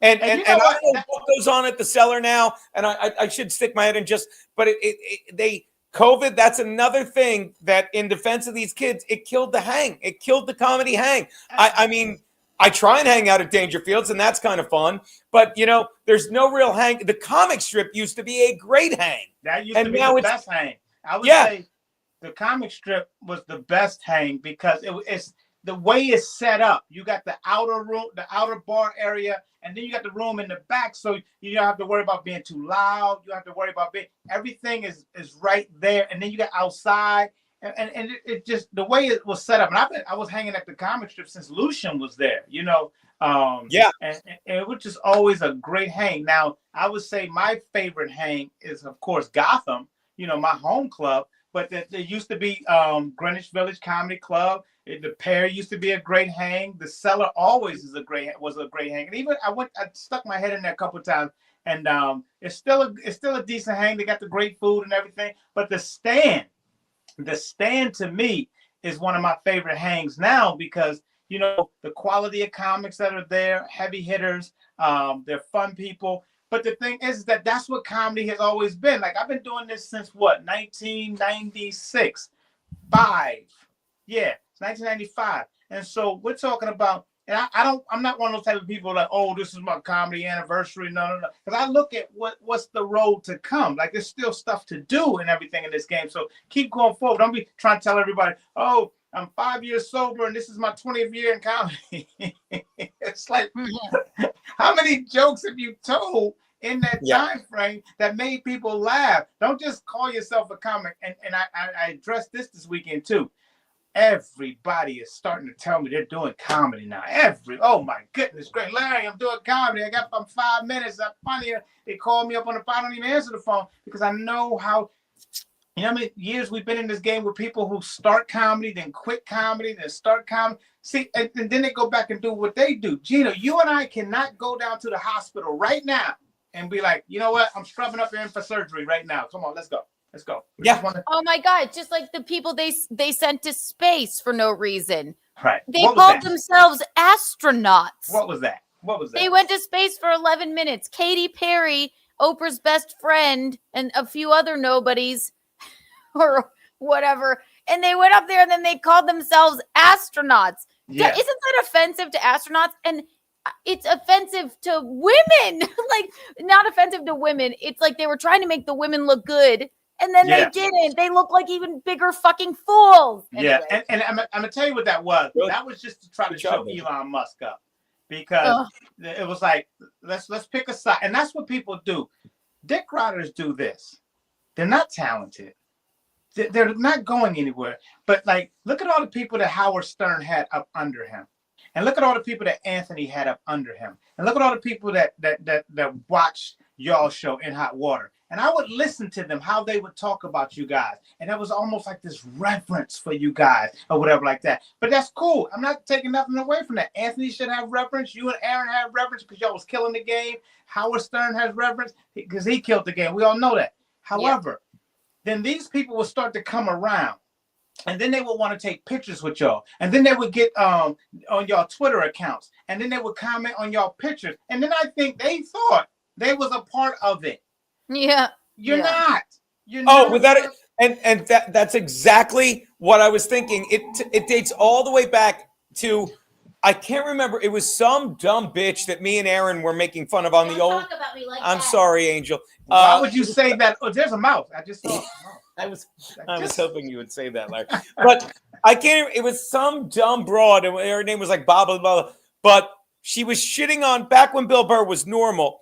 She was shitting on it because same thing. It's like this was like 2016, 17. She has a podcast because she literally had access before even, YouTube and shit was popular. She just had a podcast on whatever. And since she did a podcast for a week and a half for 7 people, and Bill Burr did a podcast for 10 years for millions of people, they were equal in her mind. And she would just talk to him and talk about him. It's like, are you nuts? And it's the same thing. Like, people on YouTube sitting in their apartment will, like, perfect example. I'll say it because it's perfect. Stevie Lou. Stevie Lou says things alone in his apartment and he thinks everyone is laughing. So he's like, I'm funny. You're not. I'll never forget. We had a guy on. It's a Fort Hamilton whiskey. He was, it just happens that he was the guy that left with all the whiskey because we showed gay porn or something. But he said to me before the show, he goes, I'm worried that my son isn't funny. And I said, what do you mean? You want him to be a comedian? No, Larry, you'll love this. He's a good dad. He goes, no, I'm worried that he spends all his time on Twitter. He'll tweet something, 2 people will like it, and he'll think he's a comedian. Exactly. That's what goes on. And I've got bad news, Bobby Tambora. I've got terrible news, Stevie Lou. You're not even funny, let alone comedians. I have terrible news. I'll say the woman's name that fucking went 20 minutes waiting for a laugh, a la Ray DeVito. You're not. Stop it. And I mean, I just do shows, and it's what you said. Love making people laugh. And I'll say it again, State of Comedy. I look at the things on specials, and they're funny, but I got to stop fucking selling myself short because the shit I say has a point, and it's fucking hysterical, and it makes people laugh whether they want to or not. And that's great comedy. And I'm doing the special in July or August at fucking Dangerfields. Fucking Kevin's fucking hosting it. It's the Law, and you and Kiki are on it. That's the fucking special, dude. Well, whatever. Look, the next album, fucking done. And I'm glad we're doing, because see, with me and Keanu, we're going to care enough to bring the noise to set you up for the biggest night of your life. And that's what comedy is. I don't know where it got twisted. Like, I've been in this entertainment industry for a long time. And when you go to places where other entertainers are, we're only talking about the work. We're only talking about getting better, iron sharpening iron. Then you come out here with these fans who were fanboys of you guys or whatever, and they got opinions about stuff. Like Crazy Ray came to me and said, the guy we were talking about, that was his roommate. He said, he told me to give you a message. I said, no, don't ever give me a message somebody told you to give me. And I text the person. I said, listen, somebody said that you were supposed to tell me to give me a message. I said, I told them, no, don't give me the message. I'm calling you. I'm texting you right now. What do you have to say to me?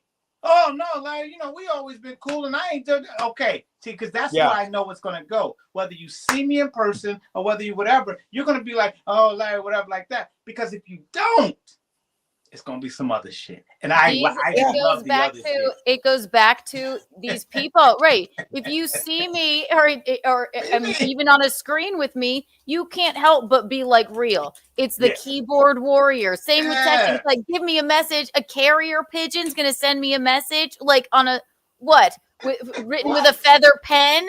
No, fucking get on the phone with me and I'll set you fucking straight. Yeah. You're insane. No matter who it is. You could listen. I'm one of those type of people that I love people. And it's because of I love people that I would give you the opportunity to express yourself to me in person, however you want to express yourself, because I want to see what is on your mind. Now, if it crosses a line, then I have to be that dude. And it just has to go there. It really does. Right. And I appreciate going there. But I try to tell myself, Larry, you're an adult now. You became an adult last year. Grow up. So it's like, but you can talk to me. You use your words. What's going on? What problem do you have with me that is a hanging offense that we got to get out of pocket now or whatever? Right. Because, right. Like what I was so. Remember, I was defending Steve. I said, "Oh, he's a great dude, great." Until he said, in front of your father who was on the thing, I wish comes back Jason and finishes Scoop the would job. come back and finish the job. Yeah, real funny. Very highbrow stuff. Yeah. So And I was like, oh, well, that's not right. But now who am I to say and tell somebody what to say or whatever? But all I will say is meet the person in person. Just be there in person, and then let's just see what happens. right. And his problem with me is what? I got the shit kicked out of me, and you happen to like that guy. Instead of you just going, you know what? Wow, I guess he was a really bad guy. Yeah. No, you want to be like, Keanu's a whore, though. Well, if I may add, and you're right, sorry to jump in. You may add. That's the other byproduct of the YouTube and the keyboard warriors. Like, fucking, I'll say it. Like, I consider myself good friends. Carl and Shuli, I think, are friends of mine. And yet they'll say things where I'm telling you, I honestly believe if we were sitting next to him in real life, Larry, they'd be like, well, yeah, I was just doing Dabbleverse shit, for the clicks. And they think this isn't real life. You know what I mean? Like, yeah, Shuli just dedicated to his numbers. Like, remember the time he came on In Hot Water, and then I'll let you talk. I'm so sorry, baby. He comes on In Hot Water. He's like, you got to put it to rest with Kevin. I'm like, the fuck are you doing on my show telling me what to do? And I was right about it. When will you get that? Not only am I right about everything, I'll tell you when I'm wrong. If it ever happens, I promise I'll tell you when I'm wrong. Kevin fucking recanted on, it wasn't a big deal getting out my number. No one cares. I know, Kevin. Yeah, it was Felicia who fucking got on the show to piss off Pat, and then he broke your jaw. Yeah, it was. Yeah, everything I tell you, I have the receipts. You don't. Yeah. In fact, I showed the receipts again of Nick Rekeita. He got the receipts. Nick Rekeita calling us stupid, Larry, and Patrick Melton, that fucking nobody. That nobody being like, he sent tweets out like, yeah, well, I got information on the inside. From who? Ray DeVito? From who? Fucking Rocco, who we love, but would be the first to admit he's not a comedian because he's too fucking funny and good at YouTube to fucking worry about stand-up. Imagine being such a washed-out comedian. You do what Melton does. That is the fucking problem of YouTube. Yeah. And that's what I was saying at the beginning. Like, I'm used to being good at what I do. I started another gig that I fucking thought was a bad idea, and it turns out, like everything else, I'm right. I fucking love it, and I'm really good at it, and it makes this so much easier. You gotta find out what you're good at and what you're not good at. Like, I know I'm good at making people laugh. I know I'm good at acting. I know I'm good at things in the entertainment field. My dad wanted me to be a welder when I was a kid. I know I'm not good at that stuff. My dad was a union guy, blue collar, you know what I'm saying? Italian, they went into the unions and everything. I'm just not that dude. So you got to know what you're good at and what you're not good at. I'm good at a lot of things, and I'm bad at a lot of things. I don't waste the time. I would never go be a doctor because there are people who have the acumen to be a doctor. There are a lot of people. We get it. You hang around the comedy clubs. You hang around the comedians. You got a quick one-liner right here, like, and it was like, oh, that was funny. Then they think, well, if I put this one-liner with this one-liner and this one-liner and this one-liner, because I said 4 good one-liners that people said, then I can start doing comedy. No, you can't, because that's not stand-up comedy. That's you being funny at your family picnic or around the water cooler at work or around your friends who are drunk with you or whatever like that, and it's just on the cuff. We all have that. Everybody in life has a sense of humor of some sorts, but you're not a stand-up comedian. Just because sometimes you kill it around your idiot friends at a barbecue when you're wasted on Natty Light does not mean you know how to write a fucking joke. You fucking White Claw comic. Yeah, you White Claw comic. Hey. Oh, my bad. I'm sorry. I meant truly. Truly. I am truly a comic. I'm truly a comic. No. So truly Geno, comics and truly comics. Yeah. So the thing is that I sent you a video, Keanu, of Neil Brennan doing comedy about the Pope, which was I felt like was interesting. But I feel like that's how Hollywood is. You got a lot of comics out in Hollywood that, you've made it. You've made a life for yourself. You've done what the industry wanted to do. You're a company person. And I don't disrespect you for that, because that's even work. Because there's a lot of people out there, trying to be company men. And all the company's men don't make it. But what I'm saying is that at least you're up on the stage. See, that I can't take away from Neil. At least he's on the stage. Who would I rather hang with and prefer? And I've talked to Neil many more times than I've ever talked to Kevin, but I would rather hang with Kevin because I feel like Kevin is more cut from our cloth, just as real as can be. But because he has these fangirls and boys that really like him, as they should. I'm not saying that nobody should not like Steve. I'm not Stevie Lou, but Kevin Brennan, like they like him because to me, I like him like that. I remember Stancil and them was all Kevin Brennan's boys or whatever that was that they had. Kevin's beautiful boys. Yeah, and so at that particular time, I don't know where they're at with it now, but at that particular time, they liked the dude, and I'm like, he should be liked because Kevin is a talented person. But the thing is, sorry, buddy, go on. It's like, but you're not the talented person. You're the person that Howard Stern had on the side making fun of. Yeah, you flipped it into a career, but Howard Stern was making fun of you and the world was laughing at you. E-Rock, you started out at whatever with the boss or whatever, but you weren't talented or funny. They were making fun of you. And then you parlayed your way into a position with them. But you was not Anthony Cumia, who is talented. Yeah. Y'all want to see this Neil video? Want to see it? I have it. Mm-hmm. Let me see the video. Let's see this stupid fucking Neil video. I'm sorry. I gotta find a better way. Oh. Hold on. Why did I ever do that? Stupid. All right. Get into heaven. And he thinks about it for a second. He goes, yeah. Yeah, it. Everybody gets a +1. I just decided. At one point, they asked the Pope, Pope, what do you think of gay marriage? And the Pope goes, well, I mean, who am I to judge gay people? Dude, you're the Pope. Oh, it's a first. For the last 1,000 years, you've had 2 jobs. One, judging gay people. What is so great about this? And I didn't say it was great. What I was saying is that it was just the irony. I sent Keanu something today about Kevin, and then Neil just popped right after I sent it to Neil, popped right up on my timeline. So I was like, it's just the serendipitous of it all. Oh no, I'm not. Forgive me if it sounds like a busting your stones. I'm just like this. I've said it countless times. Kevin is infinitely funnier than Neil because you can't multiply by 0. Yet Neil got all the breaks. What's that, baby? No, I will say Kevin is. I mean, infinitely funnier. Yeah, Kevin is here. There are two. They couldn't be any more different of people. Yeah. Yeah, but that's Hollywood. Hollywood wants the company man. If Hollywood was real like it was when Belushi and all of them were in, Kevin would be in and Neil wouldn't be in. But because we went through this period in America where we just had to identify your religion before you go on stage. Oh, I'm Catholic, I'm Jewish, I'm a Muslim, da-da-da. You have to give a profile of yourself before you start telling your comedy. It's like we can see that.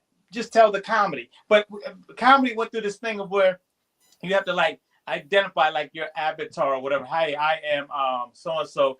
I'm Jewish, or I am black, or I grew up in the hood, or I grew up. Why do you have to give a resume before you just make people laugh? Because that's what comedy used to be. You never used to see all of those older comedians who were really good, and I think Kevin would have made it during that time. But then y'all were telling me something about him on Star Search, because I didn't see that. Star Search. I mean, Kevin had legendary. an HBO special even. I mean, Kevin was, wrote for SNL. Just now, he's made it in his own right. And people maybe he's got a cult following, but it's people are obsessed with Kevin, I said this. I remember we were at Compound Media, and Kevin, I think he pushed Dave Landau. I think he pushed him or something like that. Or somebody's always pushing. They had Kevin, a little beef. Too. Yeah, they had a little beef. Yeah, they had a little beef or whatever like that. And I don't do beefs inside the entertainment industry because I know these kids are nothing but entertainers. They're not fighters. They're not warriors. They're not anything other than people who either want to be entertainers or get put on. So it's not even worth it unless they want to come out. Because I would have never let Kevin do what he did to Dave to me. That would not have happened. We would have all heard about what I did back to him.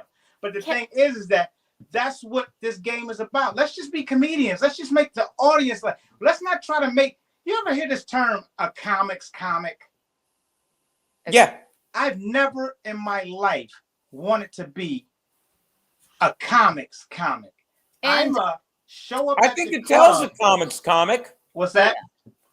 I think David Attell's a great comic, but I think he's a comics comic. But I think more than him being a comics comic, he is the people who showed up and paid their hard-earned money's comic. That's who Dave Attell is, because he wouldn't have made it just being a comics comic. If only the comics liked you, then but then obviously he's so brilliant that millions of people like Dave Attell, not just Sure. the comedians.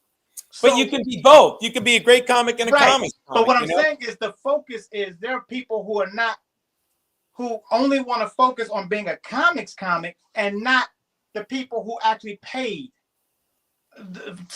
for the ticket. And those people, because you hear it a lot. You hear it a lot. Oh my God, go into a comedy club and listen to the audience be dead silent, but a bunch of comics in the back are laughing.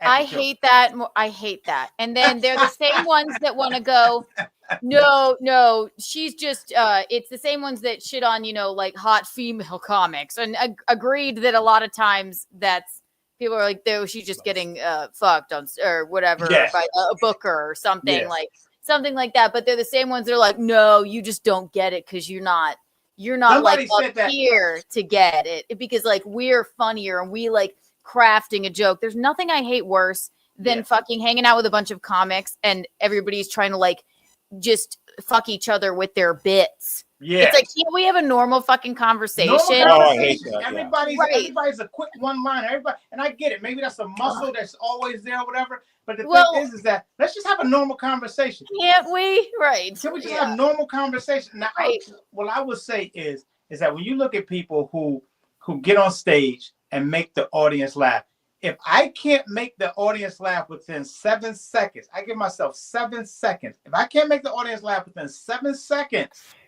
of me stepping on that stage and grabbing that mic, then something's wrong with me. And if I can't take that wave and take it up, then what am I doing?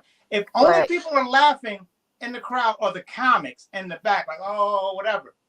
It's like, woo, I made 4 dudes laugh. Woohoo! 4 dudes that are going nowhere. 4 Right. dudes that are going nowhere. Like, and that's what I say. Like The that's crowd why I just say- doesn't get it. It was just too funny for them. Oh, Yeah.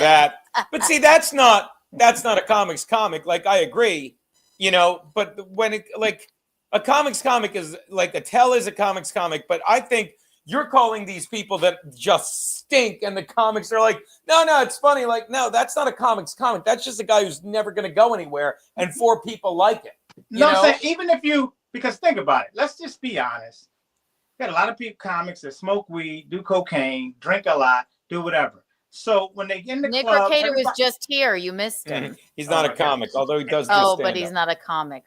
And everybody's laughing. And the thing is that, so let's say you have a little wit that really is a wit that insiders like inside baseball will get or whatever. But if the audience who is right there are like this, and you could hear them changing thoughts in their mind, you can hear them slurping their drinks, then you're not a comedian. What you are is you're doing it self-indulgent, and you're doing it for your buddies so that you can get booked by your buddies. And that's the problem in New York City. A lot of people get booked based on religion.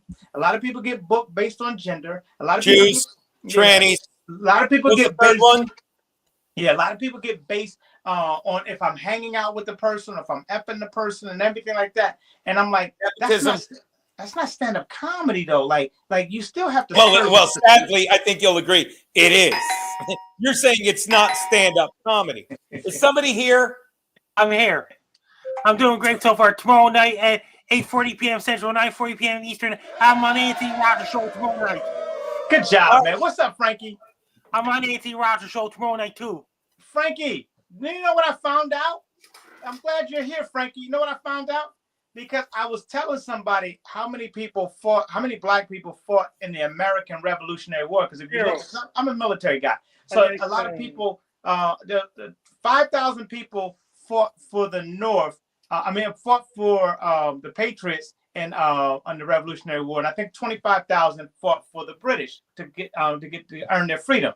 But then after the Revolutionary War was over, they moved to Nova Scotia, Canada. How many black people in your town, Frankie? 0. Ocean. What? Wait, Frankie. You said how many? I'm on Anthony Rogers show tomorrow night. Yeah, Frankie. I think there's 1.5 black people in your town. Would you like to see the video I have, Larry? Yes. Frankie, would you like to see the video of 1.5 black people? Yeah. Pope Francis died. Ready? Here we go. Boom. Let's take a look. Beautiful baby, you must have been a beautiful child when you were only starting to go to kindergarten. Frankie, is that your kid? You drove those other child Wow. wild. No. I never knew that, Frankie. Well, then that explain that, Frankie. Oh, you know. What was that? Hold on. When you were only starting to go to kindergarten, I bet you drove those other childs wild. Frankie. Oh, Frankie, get a roll. you must have been a. Oh, shut up. Jesus Christ. Sorry about that. Frankie, you slipped her the tongue. Slipped to the tongue there, Frankie. Nicely done, buddy. She was sensual. I liked that, Frankie. Good for you. Frankie, Look at him Frankie, grinning. Frankie. Look at Can't Frankie you like see? he got away with something. I love it. Yeah, so tomorrow night I'm on Anthony Rogers show. Now, where were you? Oh, okay, you did stop by the football show. That's nice, Frankie. Frankie, how was your weekend? What'd you do this weekend? I was at karaoke Phil. So guess what? I took pictures of Popeye's chicken on Sunday evening. I just sent to the Compound Media group chat on both Twitter and Facebook. I got think it. I have Wanna the see it? pictures I of them. got Do it, you, Gene. oh, Keanu, you do as well? I want to see All right, it. let's take a look. I want to see it. Let's see. When is it going to be ready for you to get your goddamn chicken, Frankie? That's my question. Love that chicken from Popeye. That's true. Have you tried the new pickle menu yet, Frankie? I guess you couldn't have. It's not built yet. There know it that- is. Ah, there you go, Frankie. Let me Hey. see. I don't know if you got black people there yet, but you will have some. God, that's now, Frank. It looks like it's in the middle of nowhere, Frankie. What? It's like in an abandoned parking lot. I don't even get it. It's on Welton Street in Sydney, Nova Scotia, up by Tim Hortons. It's a. Oh, I love Tim Otis, Hortons. I love Tim I also Hortons. love Tim Hortons. Yeah. It's a beacon of hope for the Nova Scotia Black community. Now, is there another angle of that? I believe there's a picture with the sign. Yeah, I have. Hold on. There's there's got Keanu. it. Oh, that's her. Gene. There you go. Oh, look at that, Frankie. Look at that. It looks like a Midwest town in Ohio. I mean, like Ohio or Detroit or Indiana. God. How's the weather? Is that snow on the ground, Frankie? What No, goes on in that? It's construction. Oh, okay. It's just construction, It's Gino. just construction. I don't know. It's been cold. It's cold here today, hon. I Yo, just, I it's, can't it's, figure it it's, out. it's Nova Scotia. It is. It is. Oh, think I good have Lord, another Frankie. one. That's a lot of stuff. he Now, sent many of them. Frankie, now I heard, were There's you at that one, Frankie. WrestleMania with Nelson Peabody? I wasn't there with Nelson Peabody on Sunday. I wasn't there at all. I heard just you were went to there, the Frankie. Popeye's chicken. I heard you were there. Yeah, I'm telling you, Frankie. I heard you were in WrestleMania. Mm-hmm. You got any footage of him there? I thought I did. So, Frankie, what you're saying to me is there's no black people in Nova Scotia? There's quite a few of them. There's quite a, he said it like it's a One problem. more picture to go. What you, Oh, again, okay. You want me to keep showing the pictures? Okay. He said, There you go. Keep showing the pictures. Okay. he said it like it's a problem. Yeah, there's a pretty Yeah. amount of them. Sorry, I didn't get all of the angles of it. Yes. There's me, Beautiful. there's me and Frankie going on a helicopter ride this weekend. That was fun, right, Frankie? I wasn't on the helicopter at all. It looks just like you, Remember Frankie. we were shooting predators, and I don't mean Larry by No. that. You don't remember Yeah. that, Frankie? We were well, y'all shooting blackies. Oh, that guy. Right. That fucking douche. Unbelievable. Oh, I think people think that you'll get offended by their low-hanging fruit, but they don't understand that I'm part Italian. I've heard these things since I was a child from my uncles, from That relatives. black lady loved Frankie's low hanging fruit. Am I right? right, Frankie? Huh? Your It's an strawberries? edited video. It's an edited video.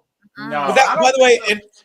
and Larry, it's what we were saying. Like a lot of these guys that, again, like I ban them in the chat just because it makes me giggle. You know, they're like, "Oh, Geno's offended by words," and that's the other thing that YouTube does to fucking destroy people's common sense. They're like, well, I thought you were in for free speech. You're in my. It's like when Stern was good, and people are like, I don't like what he's saying, ban him. Just don't listen to him, you know. Yeah. And so, like, if you're in my chat and I don't want to listen to you, I just void you. But it's not like you're doing a chat. It's not like you're doing a YouTube video and I'm trying to get you banned.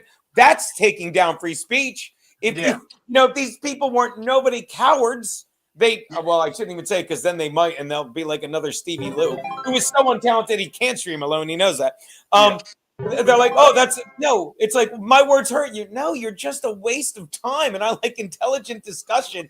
And you're not telling me anything I can use for intelligent discourse other than to point out how idiots like you are destroying intelligent discourse. But tell me, speaking of intelligent discourse, Frankie, tell me something intelligent. What's the weather like? Right now, it's cold outside in Sydney, Nova Scotia right now. And they had a hail size of baseballs in Nebraska last week, smashed the car windows. Pakistan had hail, biggest baseballs in Pakistan last week as well. I love him. I love it. Shredded buildings, shredded the sidings of buildings, smashed the host windows and hotel windows in Nebraska last week. Keanu, can you find some of that? Frankie, I live in East Harlem. When someone smashes a window, is it A, not a black person, or B? I should have said Frankie. Is it A, not a blackie, or B? Thank you, buddy. What about Nelson Peabody? It was Nelson Peabody? Yeah, it's called. Look, it's on my phone. Look at the back of my phone. I got me a Garrett and Steve sticker. I stole it. Garrett and Steve. Shout out to Garrett. I stole it from Garrett and Steve. I love those guys. By the way, football show was, the hockey show was back last week. Oh, announcements for this week. And I heard that Joey only shows on my birthday this year. My birthday is April 24th. April 37th. You're going to be 26, right? April 24th. I'll be 41 years. So Joey only show on my birthday too. So wait a minute. Today you look good, Frank. God bless you. Go on. I'm sorry, Larry. What'd you say? Oh, while you're looking that up. So Thursday, In Hot Water football show is back. I'm not sure if it's here or if it's at Steve's, but either way, we're going to just do the NFL draft, which we're excited about. And Wednesday, I forgot I'm doing steaks with my boys Whiskey Matty and Tank. So we're doing a special time with Sheba Mason at noon. I think. Did she never got back to me? No. We're doing a noon show, whether she gets back to me or not. And tomorrow, you know who's here tomorrow? Jake and Louie. Jake and Louie. Hey, repeat. Jake and Louie tomorrow for the thumbnail. I'll text you as well. So there you go. What were you saying, Larry? You were looking it up. I'm sorry, buddy. Well, his birthday, Frankie's birthday, is this Thursday, right, Frankie? Yes, this Thursday, yeah. Plus, Joey only show on my birthday, too. Who? What? Joey only show on my birthday as well. Oh, you're doing that show? On my birthday, 11 p.m. Atlantic, 7 p.m. Pacific. Okay. Cool. Now, will you be able to make it down here Sunday to the secret show? And this Sunday, I get an interview with Jason Marshall. We have cookies at 1 p.m. Eastern, 2 p.m. Atlantic. Oh, okay. So you're busy. I accidentally shut this cat in the closet. She likes it. No, you didn't do it. Keanu did it. I did not do that. I did. did. Maybe. I always shut the closet. Maybe I didn't know she was in there. I couldn't have known. Frankie, who's this? It's your cat. What's her name? Kiana. I'm his cat in a different way. Yeah. Frankie, Frankie, the cat's name is the same as the second number in your birthday. What's my cat's name? No, it's not. 24. Oh, no, it's not. Why did I think 26? April. Her name is 6. I'm sorry. Frankie, I thought you knew my cat's name was 6. You know, Frankie, I'm just wondering what you and Phil Kassouf did this week. What'd y'all do? I was doing karaoke. Same week didn't start fire by Billy Joel. Okay, now, is that your favorite song? That's one of them. And Peaches by Presidents of the United States of America. Oh, I gotta hear that song. Sing some of it. I gotta know. We didn't start the fire. The world keeps turning. World keeps burning. We could start the fire. The world keeps burning. World keeps turning. And what's the other song you know?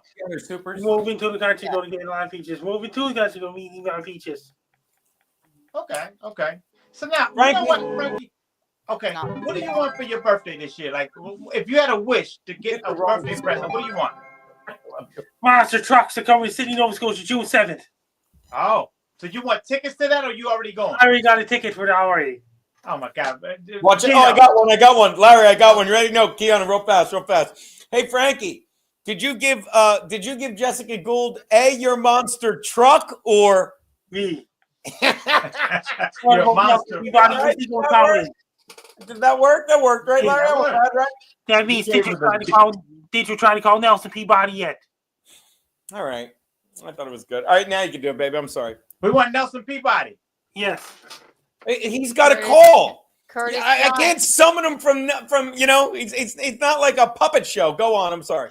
Rumble rant time. Curtis John, thank you for the $2. Hi, Gene. My dear friend Johnny Claire loves your show. Can you say I love Johnny Claire? I love Johnny Claire. Johnny Claire's another guy that I got mad at for just the free ride. About white knuckling on the Patreon. When the Patreon, I've got to find it. This is what I was saying. Then we'll get to Bob Fan and Patrice. I'm so used to being good at what I do. I've got to have a lower tier for Patreon. When it hits a certain, if it goes below a certain number, we're just done. Show's over. And here's the deal. Here's the deal, Geno. I love these people that come and talk to us and have fun with us every week. So for somebody from that, whatever that, because you were the first one that told me about a Dabble verse, and I was like, what is that? But I love these people that's here, Bob Fan and Patrice, or Texas Patrick Pete, or Joey Dago, and everybody. So for somebody to come in and be like, oh, these people are no, I'm not hearing anybody. Y'all don't know the fun we have. So if you're not down with it, go over to your show and have some fun over at your show. Like, we won't come over. The one thing I will never do, no matter what you say about me, I will never come on your show and disrupt your show. You know why? Because I know you're trying to start up and trying to be somebody, which you probably won't ever be. But I'll give you that opportunity to be it without trying to dish you or whatever, because I'll just wait for you to step to me in person, and then we'll see. Yeah. What do you got there, baby? Bob Fan and Patrice. BFO Pizzle. Thank you for the $1 Rumble rant. Regular, non-sophisticated comedian fans may laugh at some hack garbage that doesn't work in front of comics or real comedian fans. Exactly. So, listen. It had to be said. And that's just plain. You put it out there just like that. And that's not us saying it. That's somebody else who will go to a show. When I know that if Bob says he's coming to the show, then I know I got to rock the show. Because that's just he's coming. He's flying in, or he's coming in to see material. Yeah, exactly. Yeah, I got to know. We got to, and then if anybody, because we have a lot of repeat offenders that come back to our show or whatever. So we got to do the work to make them still laugh. And, but like you said, you could finish some people's jokes and you'd be like, yeah. Right. And you know what would have been funnier? That's the thing. I'm sitting in the back because I'm listening to the audience and they're silent. And then they're waiting on that one punchline that they already know. And they're not laughing out of, oh my God, that surprised me, like comedy is supposed to do. Because that's what comedy is supposed to do. You're not supposed to see where it's going. And then you're supposed to go to it, and then you switch it over here. But what they're laughing at is they know it's coming and they're giving you that fun because it's a party. That's what I'm saying. Why take the secret show so seriously? It'll be the most fun you'll ever have if you just come and chill and hang out with us, because we're all about fun on that night. We're not about, and they've been there. They've been to us when we were at the house and Matt built the stage on the side of the house and everybody sat. I look at those pictures a lot. That's how I found Kevin's picture. I have that too. I'll sit here. I've never seen Kevin Brennan smile until this picture right here. Go ahead. By the way, the comedian who I think is best at that, like the total zigzag, Anthony Jeselnik. Like, I shouldn't even say the best at it because so many guys are. That's a bold statement. But I mean, he's got a delivery like no one else. Oh, yeah. No one else. Look at that. Yeah. Look at that. Now, by the way, Larry, as you're my witness, remember that secret show? Like, because I usually close them. I did. And sometimes at my own peril for letting Ray DeVito fucking do a 30-minute, 28, God forgive me. On the tennis court. Remember I was closing that when they're like, Geno, do more. We went inside, I did more, and fucking, like, I didn't want to. And fucking Brennan's like, yeah, Geno just kept going. No one wanted him. Like, he just says shit, but that's him being a dick. Other people are like, I'm going to say dickheaded shit. It's like, and they're just terrible at it. They're fucking idiots. Kevin's thing is beefing with people. And he's monetized it, and and it's hilarious. Yeah. Maybe sometimes not when you're in the line of fire. You're like, God, Ruthless, but Kevin that's his thing. Yeah. Kevin says something. I can't remember what it was, but he was watching this show, and he mistakenly thought we were talking about him. I was talking about, because I don't talk about people. You know, I wait till I see you, and then I'll talk about you to your face. But I'll be chiming into what you're saying. He's like, and what is Larry B talking about me for? Isn't he dead? And I laughed because that's Kevin's brand. Kevin's brand is I will come at you and hit you hard. But these Temu versions of Kevin, these knockoff versions of Kevin, oh yeah, they think that they're Kevin Brennan, and you're not. You just don't have what it takes. Kevin Brennan has what it takes. Whether you like what he says about you or don't like what you said about it, you cannot deny he don't have it. You don't have it. You're a Temu version of a Kevin Brennan. You're a knockoff, and you're not even doing him well. What you're doing is you're being the laughing butt of his joke, and that's fine because he's at least providing a platform. Because without Kevin Brennan's platform, where would you be? Where are you booked at? Where are you going with it? Just to see Kevin laugh. Here you go. All right. Big Bren, Stevie, Stevie, go ahead, Stevie. Oh, I'll do it. Stevie, read this as Christopher Walken. The way your dad looked at it, this was your birthright. I sound like Christopher Walken, don't you? Was that a good impression? Was that a good impression? And here's what drove Stevie Lou nuts about this. Okay, that was good. That was good. Here's what Larry, Keanu, do you think I'm wrong? Here's what drove Stevie Lou nuts about this. One, not just that it was such a funny fucking bit, but two, to actually see Kevin laughing at his face when it said something.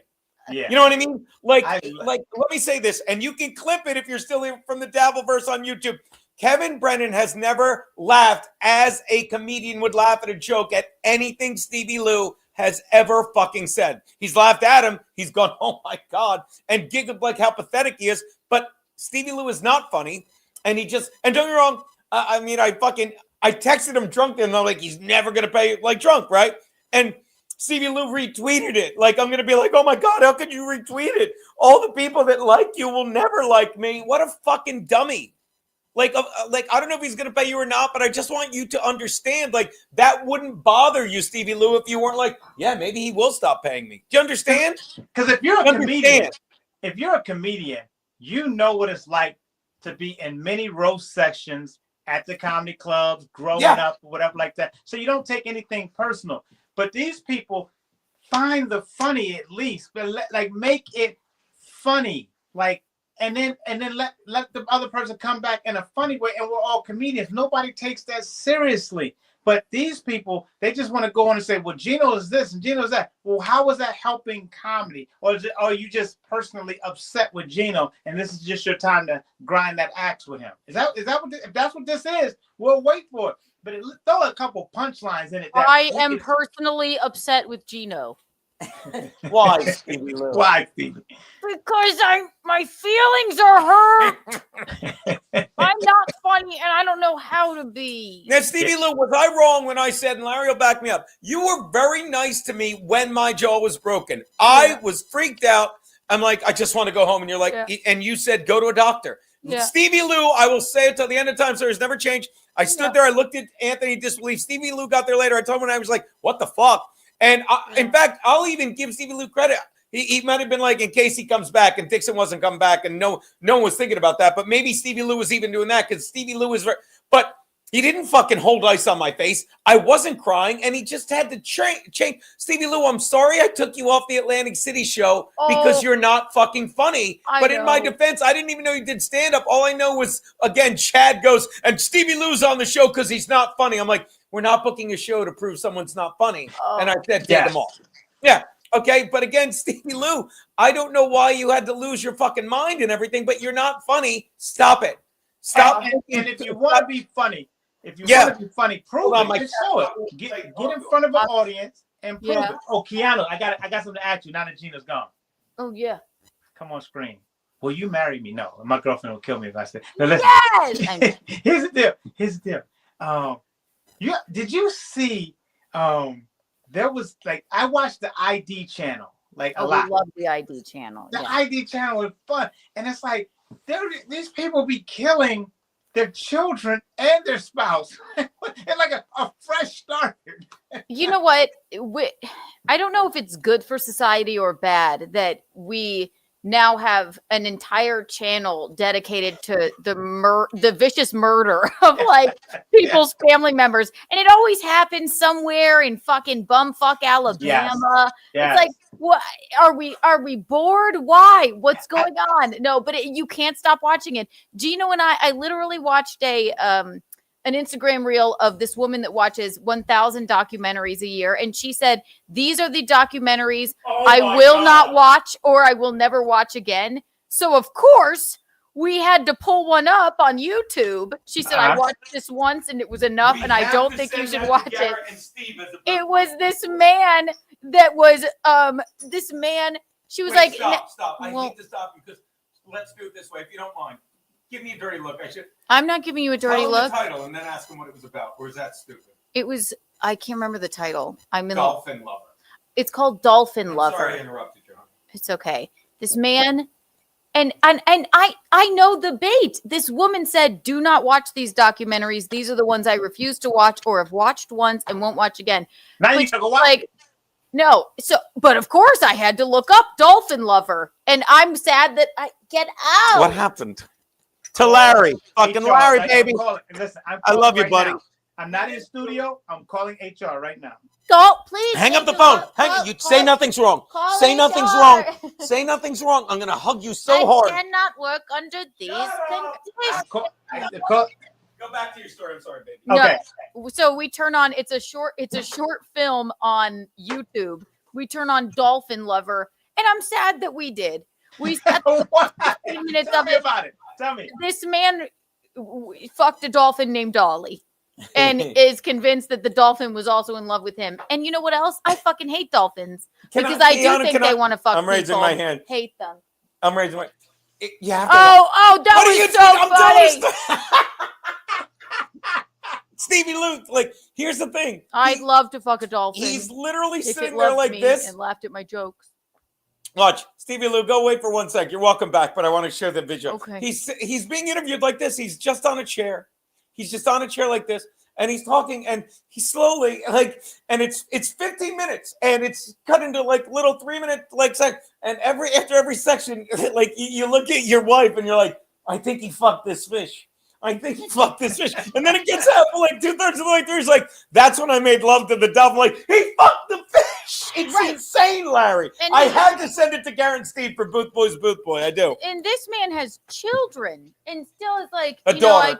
I get so, people, my children are thinking I'm weird. I'm like, what do you think your children are fucking thinking?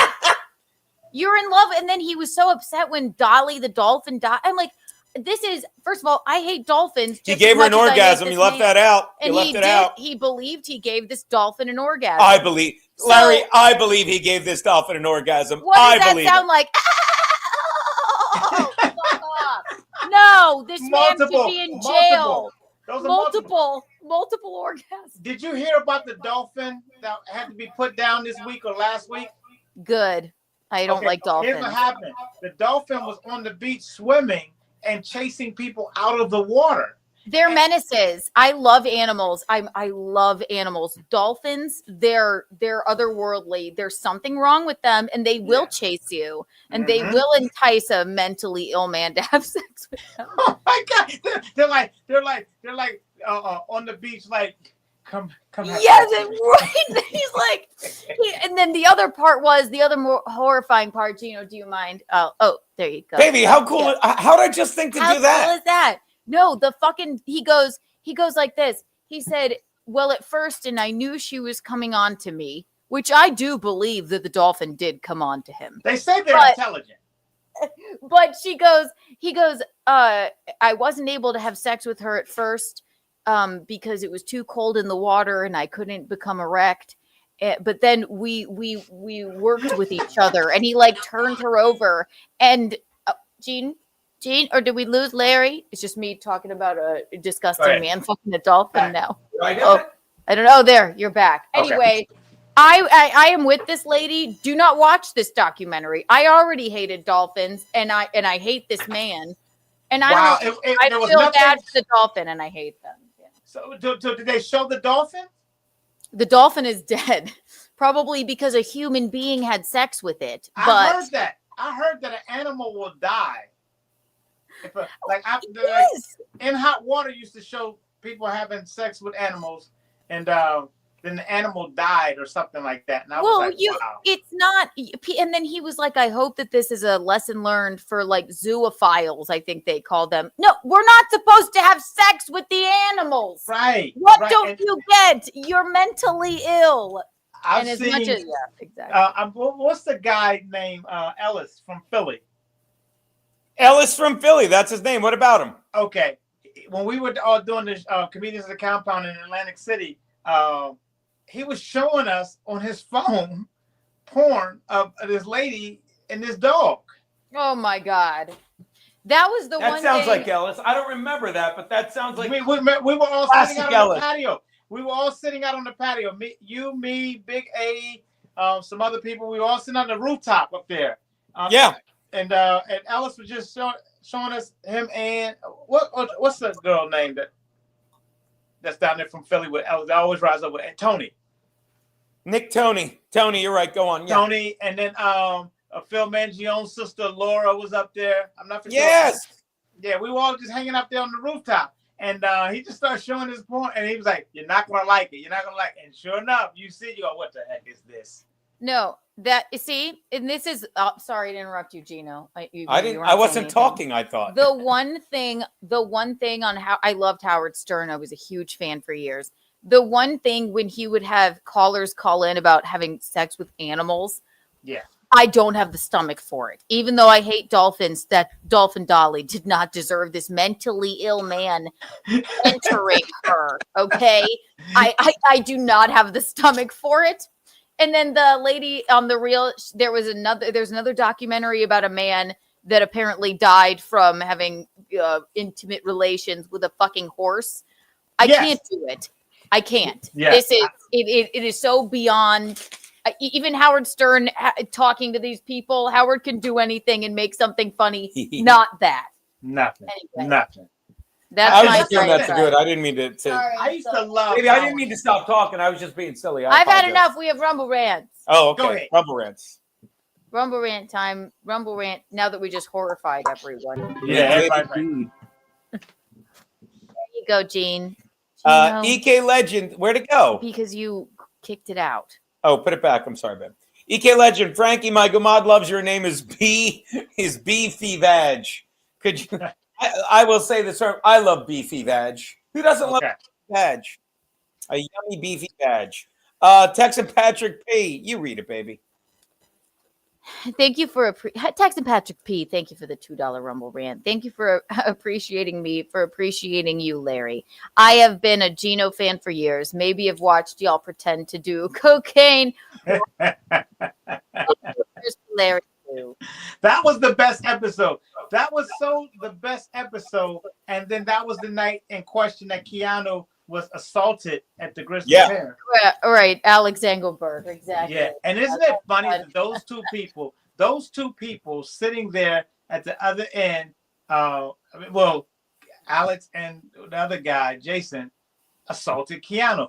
And I just do believe that you're bigger for that, Keanu, because it's like, what? I'm just minding my own business. I'm being who? Like that's right. To me, that's the one thing. If I was president,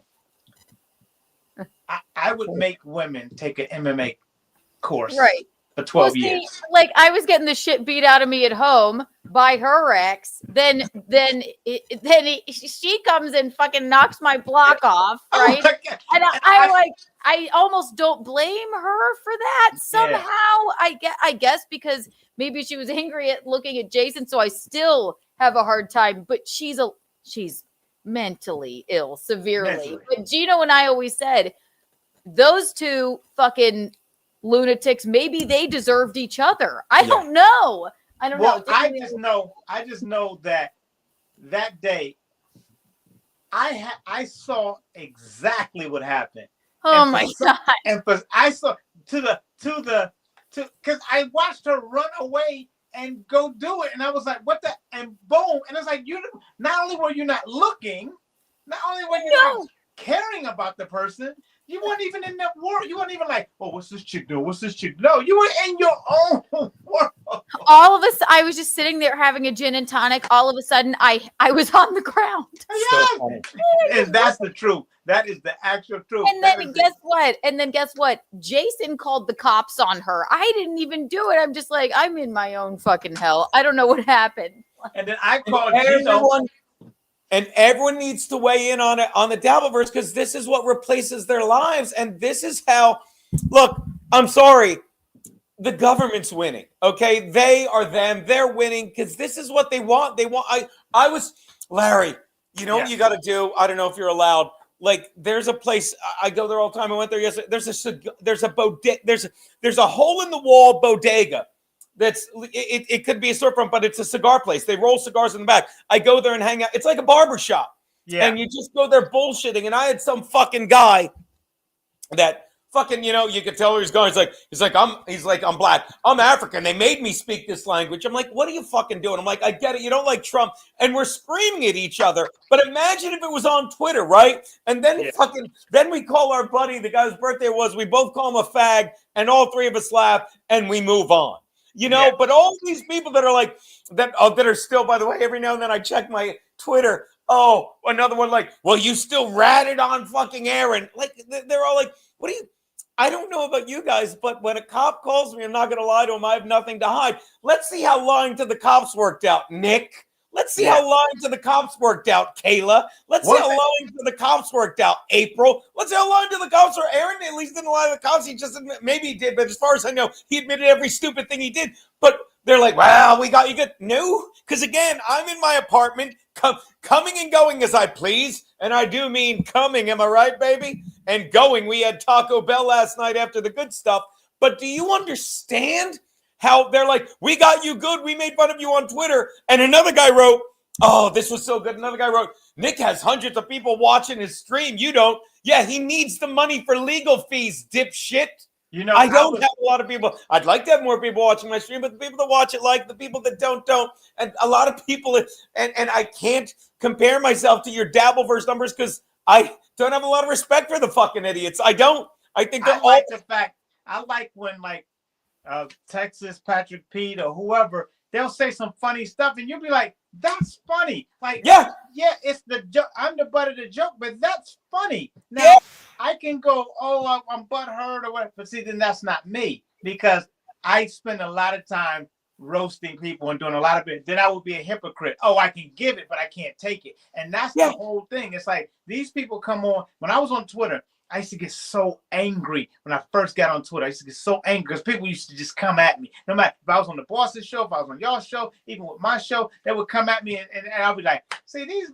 And the next thing I know, I started enjoying it because I was like, just get in the game. Just stay in the game. Just stay in the game of fun. They're not trying to be mean. It's like they got you. They said something that you're the butt of that joke. And then what do you have next to come back with that? And if a fan beats you, so what? So what if somebody on Twitter is funnier than you? It's okay. It's in the Twitter's world not like real, else. and they make it all real. And I'm telling you, Larry, I don't know if you were here from the very beginning, but I opened with a 7-minute. Well, I didn't show it all, and it was Laura Ingraham talking about what they want to do with COVID, and they wanted to start tracking you if you were unvaccinated and all this. And it's all like, I'll say it again: the banks. The two people that I could give two fucks about, and I like right now in order are fucking the government and banks. Yeah. You know what I mean? Like all they like it's in all the fucking 8 worst words you can hear. I think it's 8 words. Reagan said it. I'm the government. I'm here to help you. Trust me. And that was another thing me and the guy thought about. It's like Elon Musk fucking, he's just making money for Trump. Like the 2 richest men in the world are stealing from us. Not fucking, not every fucking politician who's a millionaire now and has been. They're millionaires, right? From being in government for decades, and the government's a disaster. And the 2 new guys that came in as millionaires and have nothing to steal are trying to fix it. Like these guys are fucking it up. Are you fucking retarded? Yes, you they are. retarded? Yes, they are. I realize that. Yes, they are, because I start to look at the comments that I see. Because remember, a lot of people did not like me when I said I would never vote Democrat ever in my life. There would be nothing in it that would make me think that I could ever think like they think. Like, hey, let's just give people stuff from your tax dollars. Matter of fact, let's just give people who just do nothing but make babies and give them. And then let's just give other countries who do nothing for us and just take our tax dollars and give it away. Why would we do that when we work so hard and we're property owners and we work so hard for everything? But let's just take your money away. But then you say every day, Donald Trump's responsible for this. He's not responsible. I was waiting on somebody to say Donald Trump was responsible for the Pope being dead. I was waiting because they just make up everything. Now, Who was the last person he saw? J.D. Vance. It was not the last person he saw. Last person he shook. By the way, did you see the left? J.D. Vance killed our holy Pope. By the way, did you see all the like? If you correct it, then people on the left, when you get mad when you call them faggots, but they're like, "Oh, J.D. Vance broke the national championship trophy." He didn't. It's a two-piece trophy. It comes apart. But this is their only guy. Like, look, he broke the fucking trophy. It was really funny, though. I mean, don't get me wrong. It was funny, but they all laughed. And J.D. Vance even joked. He was like, yeah, I didn't want Ohio State getting it. But you understand, this is everyone on the left is a bunch of faggots. And don't get me wrong. I don't mean like they're gay and they suck each other's dicks because dudes love sex and God bless them. I mean, they're faggots. I mean, they're not fucking men. Okay, there's gay men who, if you call them a faggots, it's a slur. And there's heterosexual men who just aren't fucking men. And you know what they are? They're faggots. Yeah, and I just think that like I enjoy the United States of America. I fought for the United States of America. You know, it's a beautiful place. When we came here to this country, it was beautiful. And it's always been beautiful. What I hate is people who come from other countries, like the Africans, the Nigerians, or whoever they come, and then they want to come over here and have a problem with America. And I'm like, there's a big whole continent that you can go back to. You like I'm not telling people that are African Americans that were born here go back to Africa. That's somebody else's job that they say that. I'm talking about the ones that come over here to America and then want to judge America. Well, wait a minute. Why did you come to America? And then all of a sudden now everybody wants to talk about this guy who got illegally deported or mistakenly deported. By the way, Larry, I finally figured out why he was. Did you understand this? He's in the country because we're simply put, we're too nice. And I'm saying this out loud to make sure it is true. He's confirmed MS-13. He fucking beat up his wife. He was fucking convicted twice of being a gang member, whatever. And they said, you have to be deported. But because we're such a nice country, they said, you can't deport him to El Salvador because a rival gang will kill him. So we said, okay, it wasn't that he was legally here. It wasn't that he was here legally. It's like legally he was allowed to stay here because we didn't want to deport him and get him killed. So we could send him anywhere else. That's why, but it's clerical bullshit. They're like, we deported a father. Fuck you. Go on, Larry. And then they make it seem like this was Alien Gonzalez. They make it seem like this was something that was important. Now, everybody on that side this is their flag. This is where they put their flag down about what this administration is doing. And you're like, come on, stop it. Listen, this one person, they'll figure it out. But it has nothing to do with you. It has nothing to do with the tax dollars that's coming out of your pay while you are disagreeing, saying, oh, these people are stealing our money. You know who have stolen your money? The people. But that's for another day. That's for another day because you can't show them that. You can't make them agree because that guy with the Make America Great hat and all like that, they hate him. They programmed him to hate them. So anything that comes out of his mouth, anything. You know who's giving money and not stealing it? You have to tell us again. I talked over you, baby. I'm sorry. You know who's giving money and not stealing it? There you go. Who, baby? The Rumble Ranters? The Rumble Rants, the Rumble Rants, the Rumble Rants. Bob Patrice, thank you for the $1 Rumble Rant. I need Billy Tardy push-ups and Drunk Jimmy to be there this weekend. They definitely will be there. Billy Tardy I usually know the show's about to start an hour before when I get the text from Matt Mead. Me and Billy are at the bar next door. And let me tell you something. Matt Mead is one of the most fun people you can ever hang with. Billy Tardy, and you add Billy Tardy into that mix, and then you add New York Tommy into that mix, and you add Leslie into that mix, and then you add her husband, Who Tom. His name is not Tom. I thought it was Tom. It's Bill. Tom's the guy that he It's hangs Bill. out with. It's Bill. Bill, Jesus Christ, you're You right. add Bill into that mix, who wants to pour his own drinks at the bar.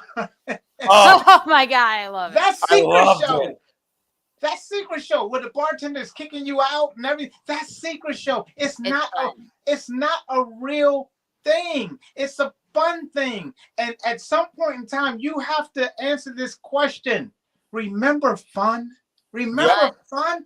That's the secret show. And if you come in to say, well, I don't want to come because this person's on the show, that person likes fun too. You like fun. We want all of us to have fun. And if I tell you to come down, and trust me, I catch it. When I tell somebody to come down, then I have to go tell Matt, I asked somebody to come down, but you can take it off. I'll be honest, but you can take it off my time.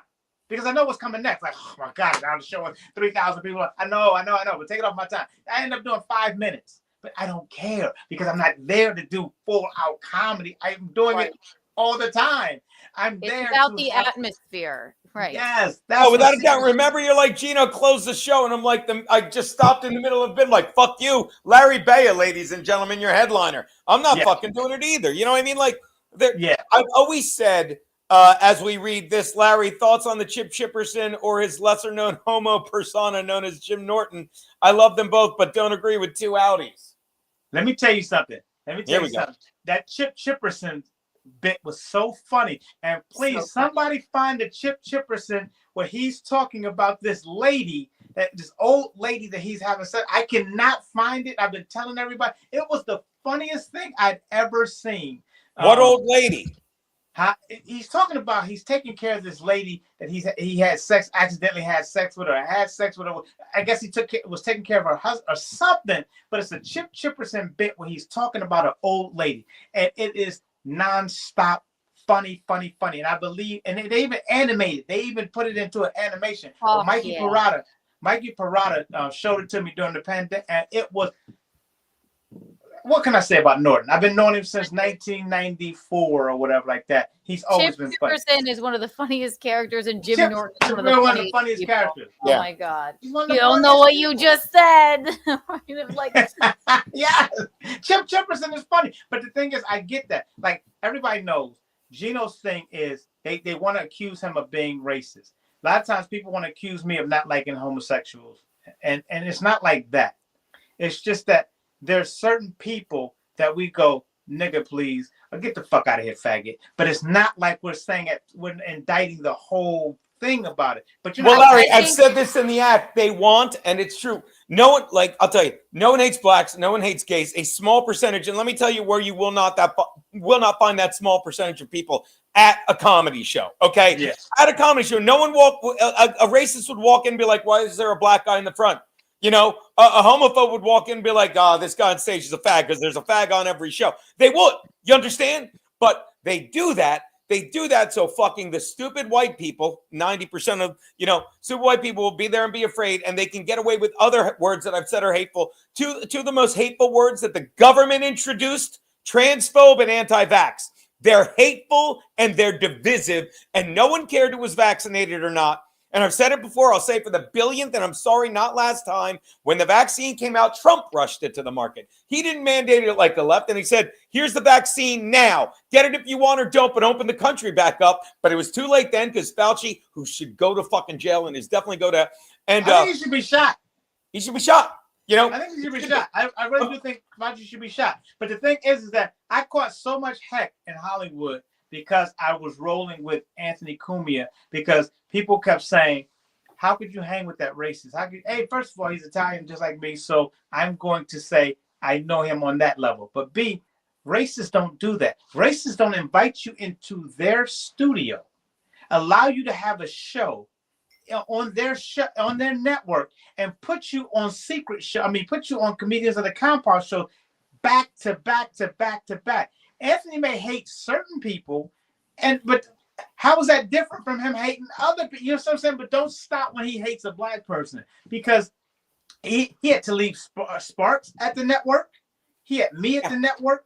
He had you let the black girl. No, you didn't let the black girl stole. Remember they tried to blame that on you? They're trying to blame that on you. Remember the black girl that stole the stuff at the Compound Media? Oh my God. That was Gino. on Chrissy's show. Gene, you taking a break? No, I was just checking something. Oh, okay. I remember that lady that came in during Chrissy's show and stole everyone's wallet. Oh my God. I was like, this is where I was Gino mad. was like, hey, how you doing? And Gino came in like Gino comes in, like we come in. We're just the life of the party. I'm sorry that we are popular people and we're fun people. People love us.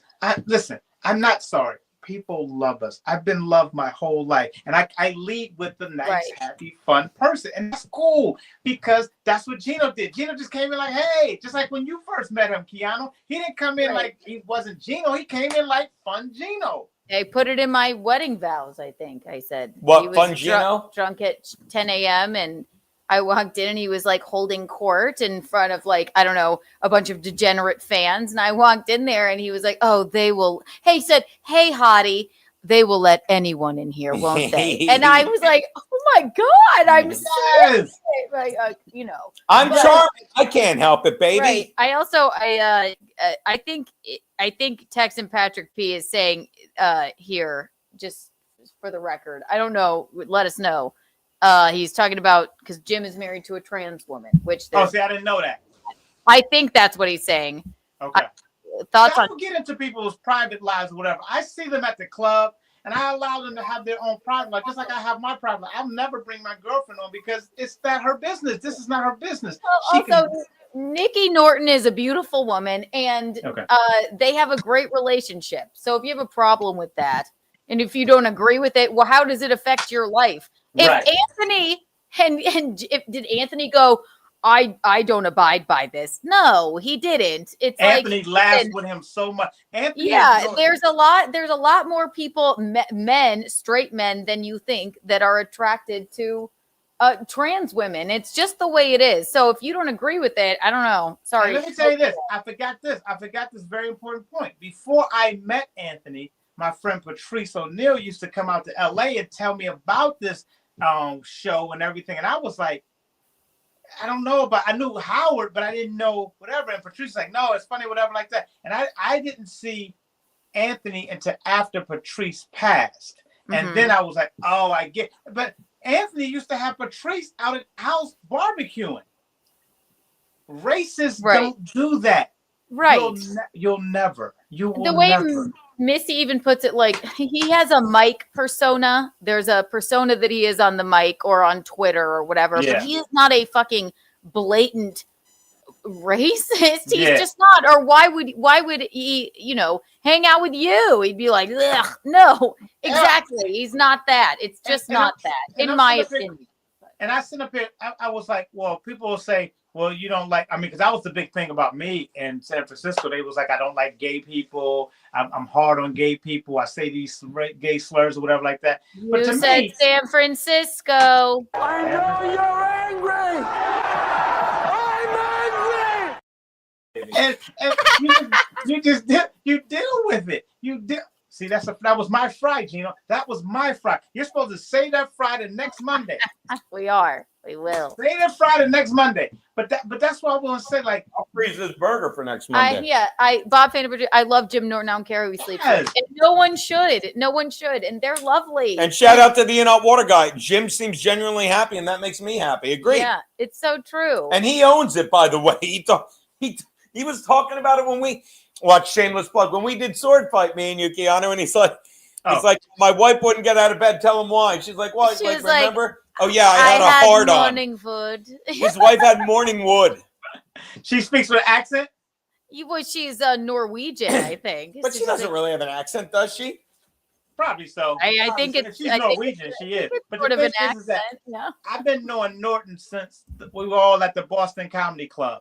And I could not understand why so many women loved him. It just wasn't for me to understand. But I'm telling you, so many women love Norton. And I was like, what is the thing? But women like people like what they like. That's what and it's not for me to go, oh, I'm going to hate on you because I'm doing my numbers too. You're doing your numbers too, Gino, Keanu. You know what I'm saying? Like, we got our own lives.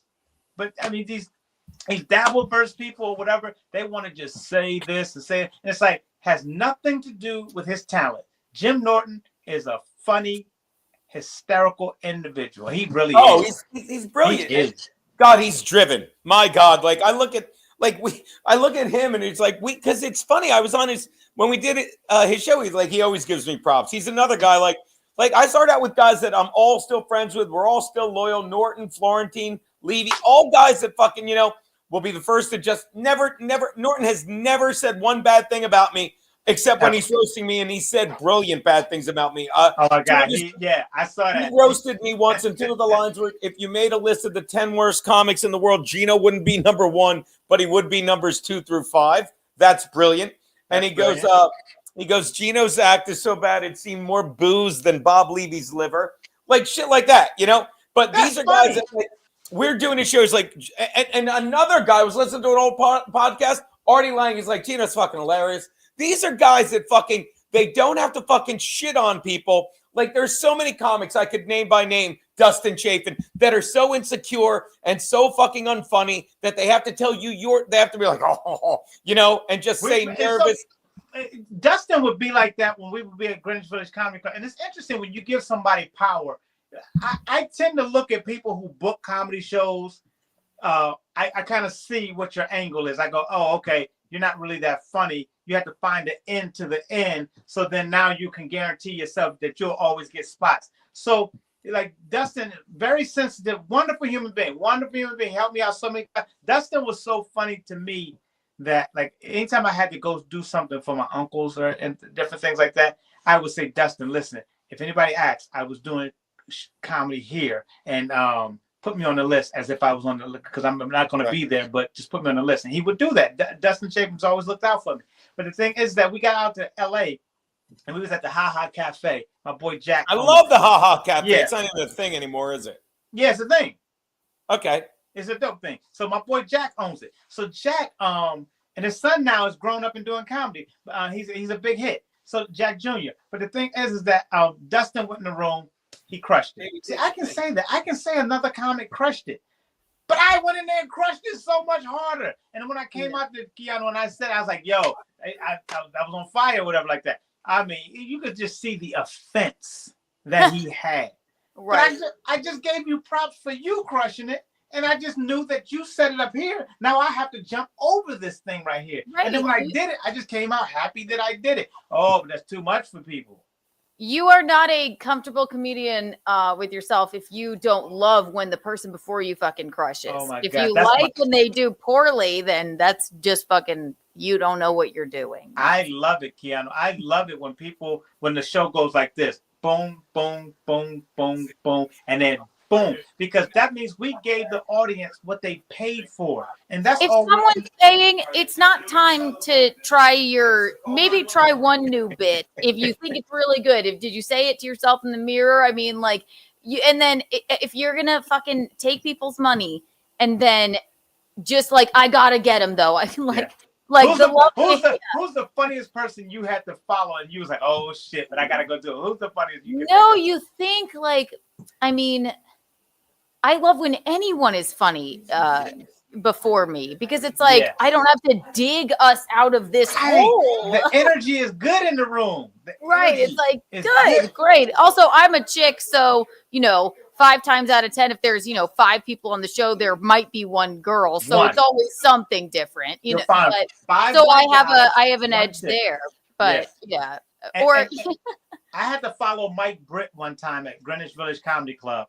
And that right there taught me that you better bring your A game every time because Mike Britt always brings it. And he came and Dustin Chafin put him first because, I said Dustin books it. Dustin put him up on first. And usually, Mike is a headliner, but he put him first and then put me second. I was right. Oh fuck yeah! Now you gotta do it. Right. Hurricane met a tornado, met a tsunami, and just like flooded the room. I mean, it just was like boom, and I was like, Woo! Oh boy, yeah, right. So And I said, I guess okay. it is a little nerve-wracking, but you're like, great, at least the energy's fucking good. And I What's can't blame worse? the room. Somebody just fucking made everyone silent and reconsider why the fuck they came here, or they're having a good time. Like, yeah, and what's that's better? that's what we in. It's not about our ego. It's about servicing the audience, right? Right, exactly. Like So- that man serviced that dolphin, and she Oh my didn't like God. it. That was I mean, horrible. he killed it. Like, we said we He killed. killed her. Baby, ask me what that was. What was What's that? Gene? So funny. So I get a call from the landlord, and she never calls. So I'm like, what did I do now, right? Oh God, what? What did you do? Nothing. I'm like, she's like, oh, I'll call you back. I'm like, is it important? She's like, no. She's like, somebody stole our garbage. I got to write it down because someone stole our garbage pail outside. I And wasn't she's there like, this week. it's- I wait, wasn't okay. there this week. Larry. I wasn't there this week. No, yo, I got witnesses. Likely story, Larry. Someone Listen, stole listen. our I got- compost pail. I And got because New witnesses. York can't take our money enough, Larry. Yo. She's like, and I'm out of town. She's like, there, and the police are like, well, you have to Larry's out have of one of your town, tenants too. do it, or they will fund. I'm not telling the fucking story. Sorry, Forget go it. ahead. Forget it. Forget it. Anyway, look, we've been going long enough. Our Yeah, and I just told my girlfriend I would be there in a second because I promised her to be done by 5:30. Sorry, Larry. Yeah, and I gotta go over the scripts and stuff. All right, buddy. I love make y'all. Listen. I love every last one of y'all. I do. Thank y'all for the people who come here to have some fun and love, and even the people. Like I just hope that y'all understand where we're coming from, Dabbleverse type people. Come in and be funny. Don't just come in and be rude. Larry, by the way, you know what you need to do if you want to make money on this GoFundMe? You know what you need to do? And by the way, shout out to these great fans. You need to murder someone like Carmelo Anthony or Luigi, whatever, Mangione. They've made nearly $2 million combined for killing people. You're sitting at 25,000, by the way. Hey, Aaron, 5 hours ago with his usual 37, our lucky number. Our boy Mark Theobald threw you 50. Thank you, Steven Stewart, for the 30 last week. But yeah, just kill somebody if you want the money, Larry. Because I wasn't able. I told you, $4,800 for medicine, and I don't get that much. I just barely meet it, so I have to pour all my money into medicine, and then hustle these gigs. Yeah, I wish I could chill from comedy for a minute, but I still have to go on. I can't go on like, oh, woe is me. I gotta go on and still be funny. So that's where I get the extra money from, so that because all the money that comes from residuals or the military goes straight to medicine. And then now I have to eat. I have to go do what everybody else do, go to work. And that's what I do. So the thing is that I thank every last one of you, whether it's $1, $2, $5. Just make sure you understand. I'm here for you, man. I'm here for you. I'll be there Sunday. Let's have some fun at the Secret Show and watch. I'm not going to be one of those comedians that be like, well, Geno's on the show. I'm not going to be on the show. I'm going to crush it, even if Geno's on the show. Be funny. Being funny gets you work. That's what it does. Unfortunately, fucking people like, no, I know this guy. Shut the fuck up and be funny. All right, you're the man, Larry. Do we have any love left, baby? Yeah, I was trying to. Love you, buddy. All right. Here, want to see him? Baby, by the way, as I was saying, so I have to call. You ready for this? 911 for the landlord. Otherwise, otherwise they'll fine her every day for not having a compost pail because New York needs your money. Wait, so they took the compost Pail, yeah, and I've got to call 911, report it stolen. Then they got to come by and we have to fill out a report. All right, let's rant through these, rumble through these rants, and I got a fucking show tonight. La la la la la la la la la la. Oh, fucking! I'm sure Larry. I'll make sure he sees this. Sorry, you had to leave, Larry. Larry, I love that you have the heart of a soldier, hilarious comedian. I rarely talk to other people as I'm antisocial, but you're my niggas, so get back to work. Aw. The Dabble Ministry, thank you, whoever that is. My tithing to Father Geno and Father Larry. Shabadoo. Oh, I don't know what Shabadoo means, but I like it. Shabadoo. Bob and Patrice, the other gang in El Salvador doesn't even exist anymore. Oh my God. Is that true, Bob? Yeah, we're just too fucking nice. Click on that, baby. Is this Larry? Is this it, Larry? Oh, the Chipperson thing? Oh, yes. All right, we'll take a look at that later. This has to be it. Yeah, we'll look at it tomorrow. Yeah, maybe we'll open with it tomorrow. It's good stuff. Tomorrow, Jake and Louie I want to thank everyone who came by. Wait, hold on. Let me check X one last time to see who's pissed off. You have more Rumble rants. Oh, I'm sorry. More Rumble rants. Thank you so much. What else? Larry and his hard on. Larry said he's hard on gay people. That's funny. That's funny. Oh, Jesus Christ. Go on. Text about you. I love all humans on an individual basis. Don't like some things because the deleterious effects on the kids. But I love Norton, though. He may be as gay as Geno. Woo! And again, let me tell you, go back. I disagree. Trust me, I don't. Jim Norton fucking a tranny does not have any effect on children. Jim Norton doesn't do children's shows. Okay, so disagree with you there, Cal Patty. Go on. Jim Norton is makes love to his wife, and that's the long. Although I don't disagree, I don't think he's saying that, but it's like no, like I have no problem with gay people. I don't. I have a problem with fucking straight people that want to shove gay people down children's throats. Go on. And that is something that this man does. Oh, Gino, guess what? I got news for you. Nelson Peabody's flying home. Yay! Frankie, we're just about to end. Where'd you go? Do the rest. I'm at Dooley's right now. Guess what? I just left home, went to Dooley's just now. Guess what? Nelson Peabody's flying home. Well, we have to wrap up. I got the it, show. baby. Where's he flying? Do the last Rumble rant. Okay. There you go. Texan Patrick B. Is it a strip club, Frankie? Hold on. Would you rather only laugh once a day and come once a month, Frankie? Or come once a day and only laugh once a month? Sophie's choice. I do both every day all by myself. That's fucking great. I'd rather laugh every day and come once a month. Damn, I misworded that. Not drunk. Switch first once with every day. I feel retarded. We knew what you meant. All right, Frankie, what were you saying now? Nelson Peabody just left Vegas. He's on his way back to Chicago, flying home. Why was he in Vegas, Frankie? To watch the WrestleMania. Ah, that You're is very right. loud now, Frankie, so we probably have to let you go. You're hurting their ears. And Nelson Peabody, he's on his way home now. And did you hear about this? Things are going great so far. Popeye's Chicken's almost finished. They're doing inside work now. They're working inside. Woohoo! All right. Well, Frankie, I'm sorry we got to end right now. We went long, but thank you so much.